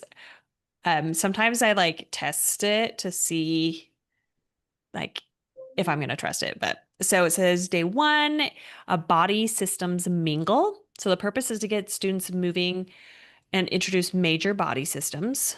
So write 1 major body system per sticky note, enough for each student. I don't know. You guys will have to chime in and tell me if this is possible or not. And then stick 1 to each student's back so they can't see their own. I don't know if there would be 30 plus different major body systems. No, but or you maybe could duplicate. duplicate. Mm-hmm. Okay, and then students move around asking yes or no questions to classmates to figure out which system they are. Okay. And then for your ESL students or your ELLs is pre-teach body system vocabulary on the board with the visuals so everyone understands. You guys let me know what you think on that one. For me, I don't know. That one's okay. I think like for ELLs, because I was supporting our ELLs in our district for the last few years, like you could use pictures maybe instead of like the major body system names. Like maybe you could have like a heart. And so they're trying to find a heart. It would get them up and moving. Feel free to chime in if you've got thoughts. Day 2, a health career matchup. Learn about different health careers. So then you would have the different careers, half of them with the description and the tools, and then you hand out 1 per student and they find their match. So kind of similar to the first one. Vital sign corners. So you've got heart rate, respiratory rate, temperature, and blood pressure. Okay. I don't know if this would be an icebreaker though. It could be. I feel like that would be for students who are a little more advanced. Yeah. Okay. Yeah. Because if they've taken like if they know what those are, and then you can be giving them those clues, and they go to the corner that best matches the clue. That's what I kind of feel about several of these. They require some prior knowledge. They may not be very good for like your introductory level kids, because I know even the first one with the body systems, I have freshmen that come in that do not know their basic body systems and really what they do. And so giving it that clarification of, are these intro level students, or are these your year 3 kids that you've already had for 3 years and you know them and they know some of this content? Can you scroll back to the day 5, please? Yes. and move that down maybe a little bit so I can see what it says. If you want, you can also make the, okay, great. Thank you. Okay, I'm going to do what Casey was saying though. Actually, I think it was Casey because I minimized everyone. Yes, it was Casey who suggested Okay. that. Yes, thank you.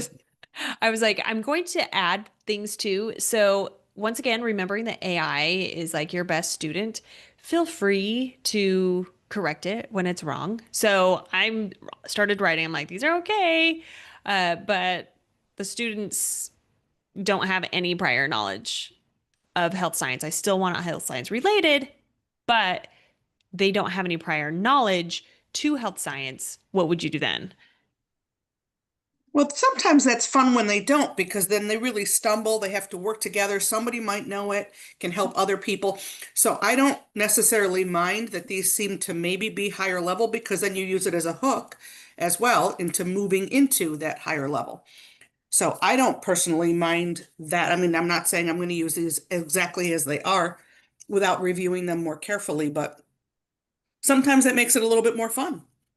And see, and to me, that's the real thing about all of the generative AI is it gives us that starting block that we would have sat with for hours trying to come up with it. It gives us that starting place, and then we can start playing with it. So that was a great comment.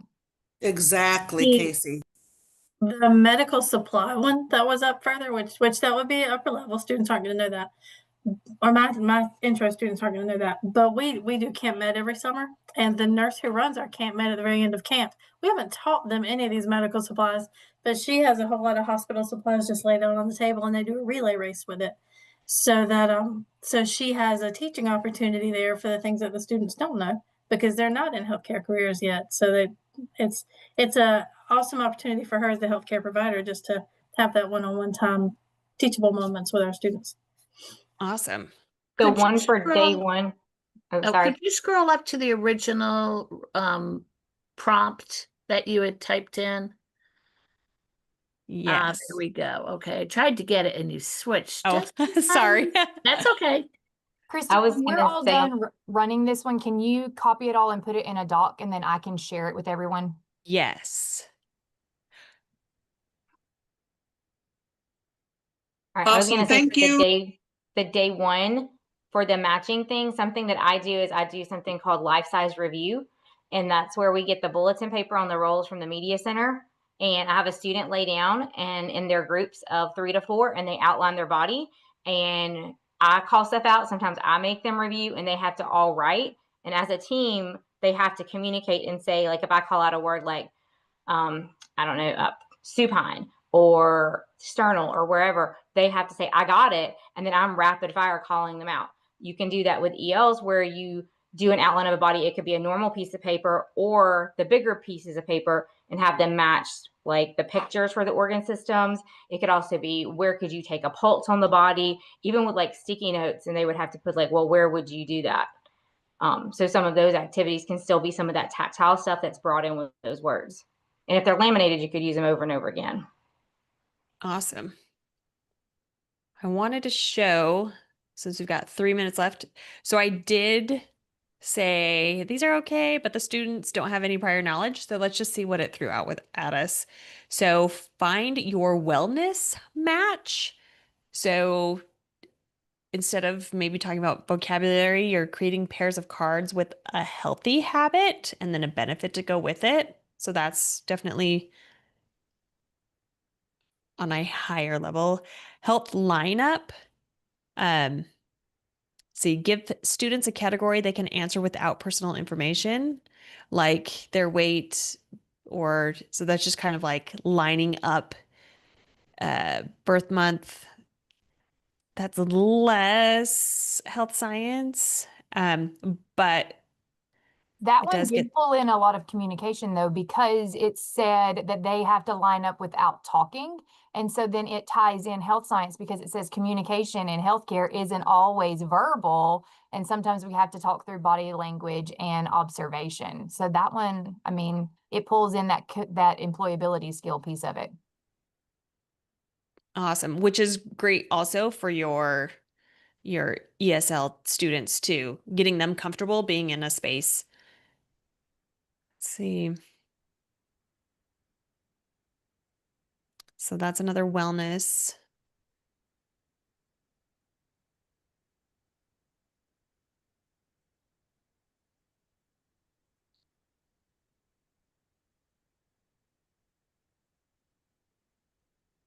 Okay.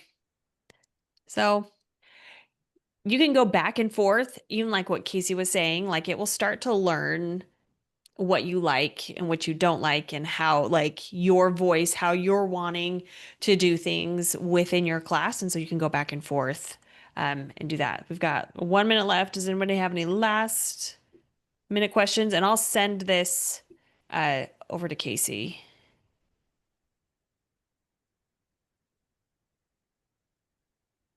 Awesome. Thank you so much, Kristen. We really appreciate you and having you show us how we can use AI as a teacher assistant to make things a little bit easier.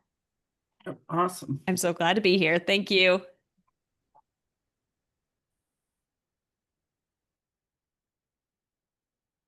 All right. So thank you. Callie and Condra, if you'll finish us up. Yes, Callie and I are tasked with wrapping things up today and sending you guys on your way with all this wonderful information we have received today, things that we can take with us and use on Monday.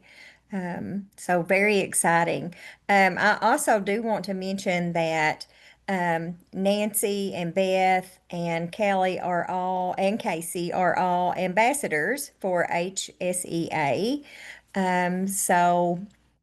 They help to represent our organization as well as our officer committee does.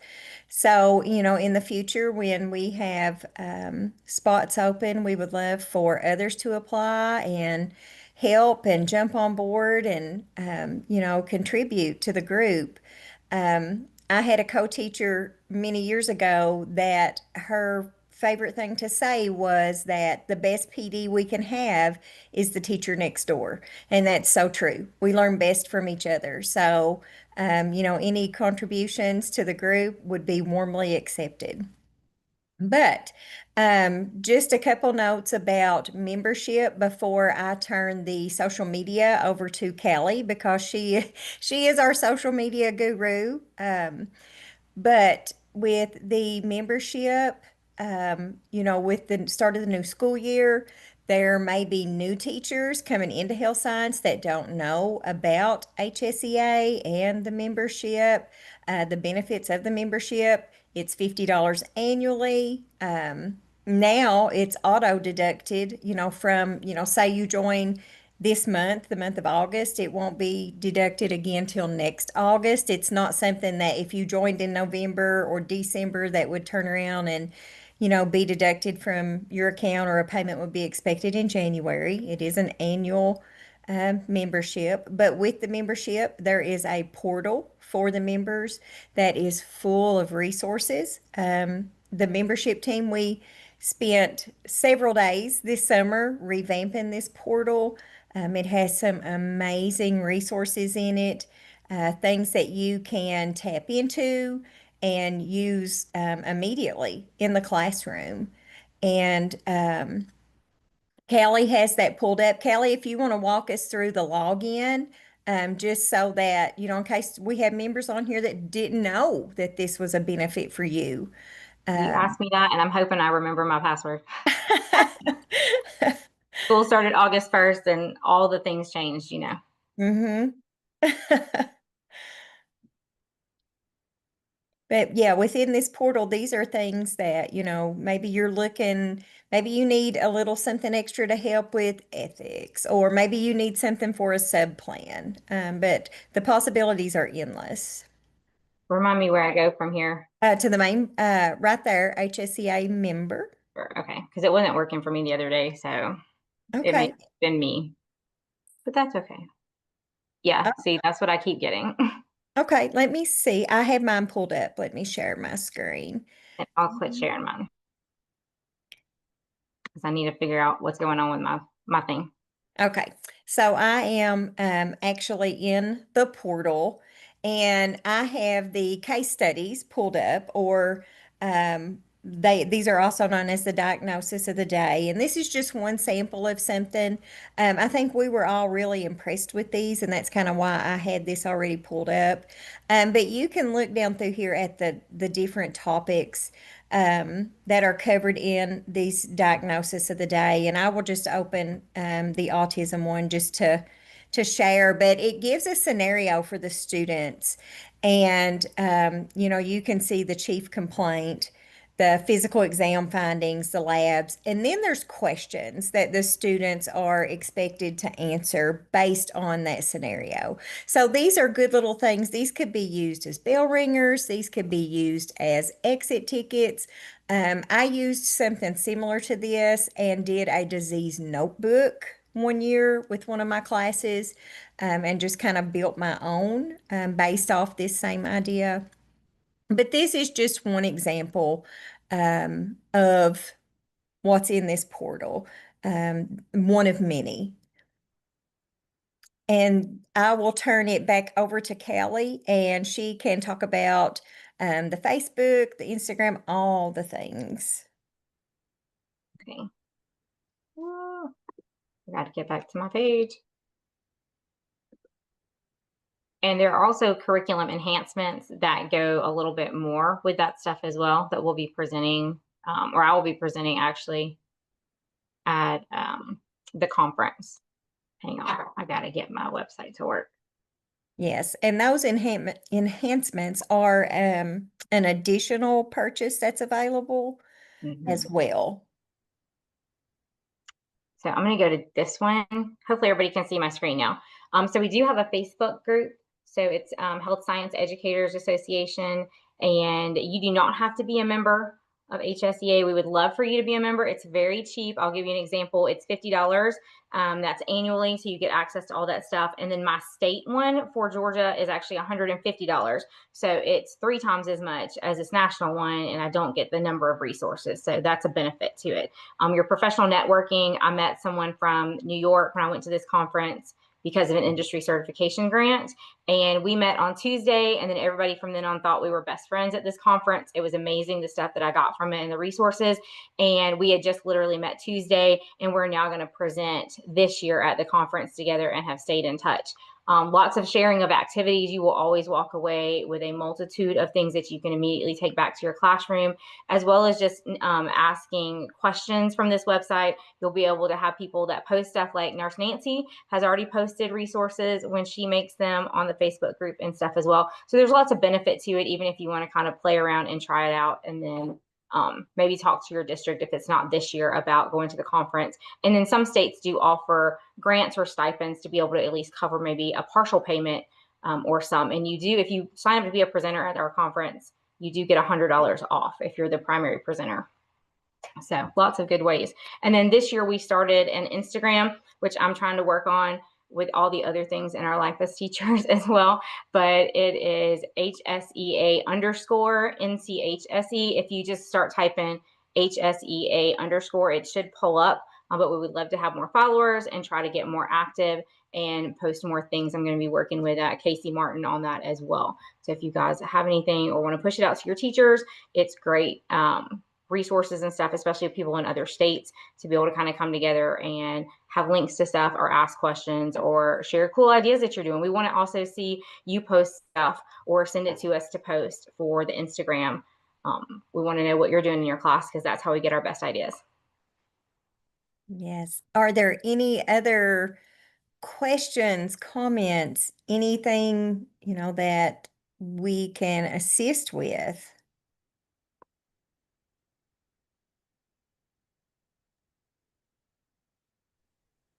I do. So we need to make a TikTok. I'm sorry. Hey, this is Nancy. I'm sorry. I'm going to tell you what the NCHSE guidelines did for me. In 2009, when I started working at Tech, I had no mentor. I'm sitting on my floor in my office. How funny. I had no one to mentor me, to train me. I was thrown into a brand new building, a program without any help, and a box of just junk was dumped on me, and there was a CD-ROM, and it said NCHSE guidelines. I went, well, what is this? So I plugged it in, and it had the objectives of everything I needed to teach. no one in my district could tell me what to teach, but that CD-ROM had every objective, and the state of Oklahoma at that time didn't post objectives for anatomy and physiology, but the NCHSE CD-ROM had all the objectives. And I'm like, really, this is as easy as it can be when you get some resources. So when I had to struggle those 2 or 3 years of no help and no mentoring, I made that little choice in my head that I will always step up and try to help someone else find out some objectives, find the guidelines that you need to teach with. And so that's what this consortium did for me, was help me have some guidelines to know how to even teach. I was a school nurse. I didn't never teach. So there's my, you should do this. And the conferences are outstanding. So there's my commercial. Yes, that's very true, Nancy. This kind of saved me too, to stay in and be retained in teaching. And just as a reminder, in case some people did join us a little late, your certificates, your if you need that to show for PD or whatever, those will be automatically sent to you guys within a couple weeks. All right. Well, we thank everybody for giving us your time on a precious Saturday before school starts. So I know everybody's got other things in their mind, but hopefully this helps to get some planning going. I've already got some bell ringer ideas for next week on what to do. Just kind of ease into it, I guess. And then some people like Kathy Slade has another month off, so we won't talk to her for a while. So, but anyway, thank you, everybody. We do have our first webinar coming up in September. So please be looking out for that announcement for the date and topic. It's not currently published. We love Kathy Slade. Oh. But we love Kathy Slade. We want to talk to her. I only have 3 weeks left, not 4. Oh, okay. But Thank you, just think, everybody. You guys we'll have a great all be week. 3 weeks closer to being done than you will be. So we'll look at it that way. I know. I like the limited edition. That's what I'm going to call myself. I'm limited edition. Yeah. Thanks, Nancy, for that. All right, everybody have a wonderful weekend, and thank you so much for coming. Thanks, everyone. Bye-bye. Thank you, guys. Have a good weekend.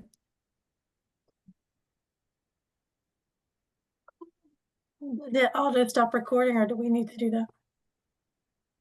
I don't know. You have to stop it unless everyone leaves. Is that Nancy started it, and I don't know. Can we stop it? I don't have anything on my screen saying record. Well, I do have recording. I'm gonna Yes, I stop. can. Under host tools. I got it. Okay.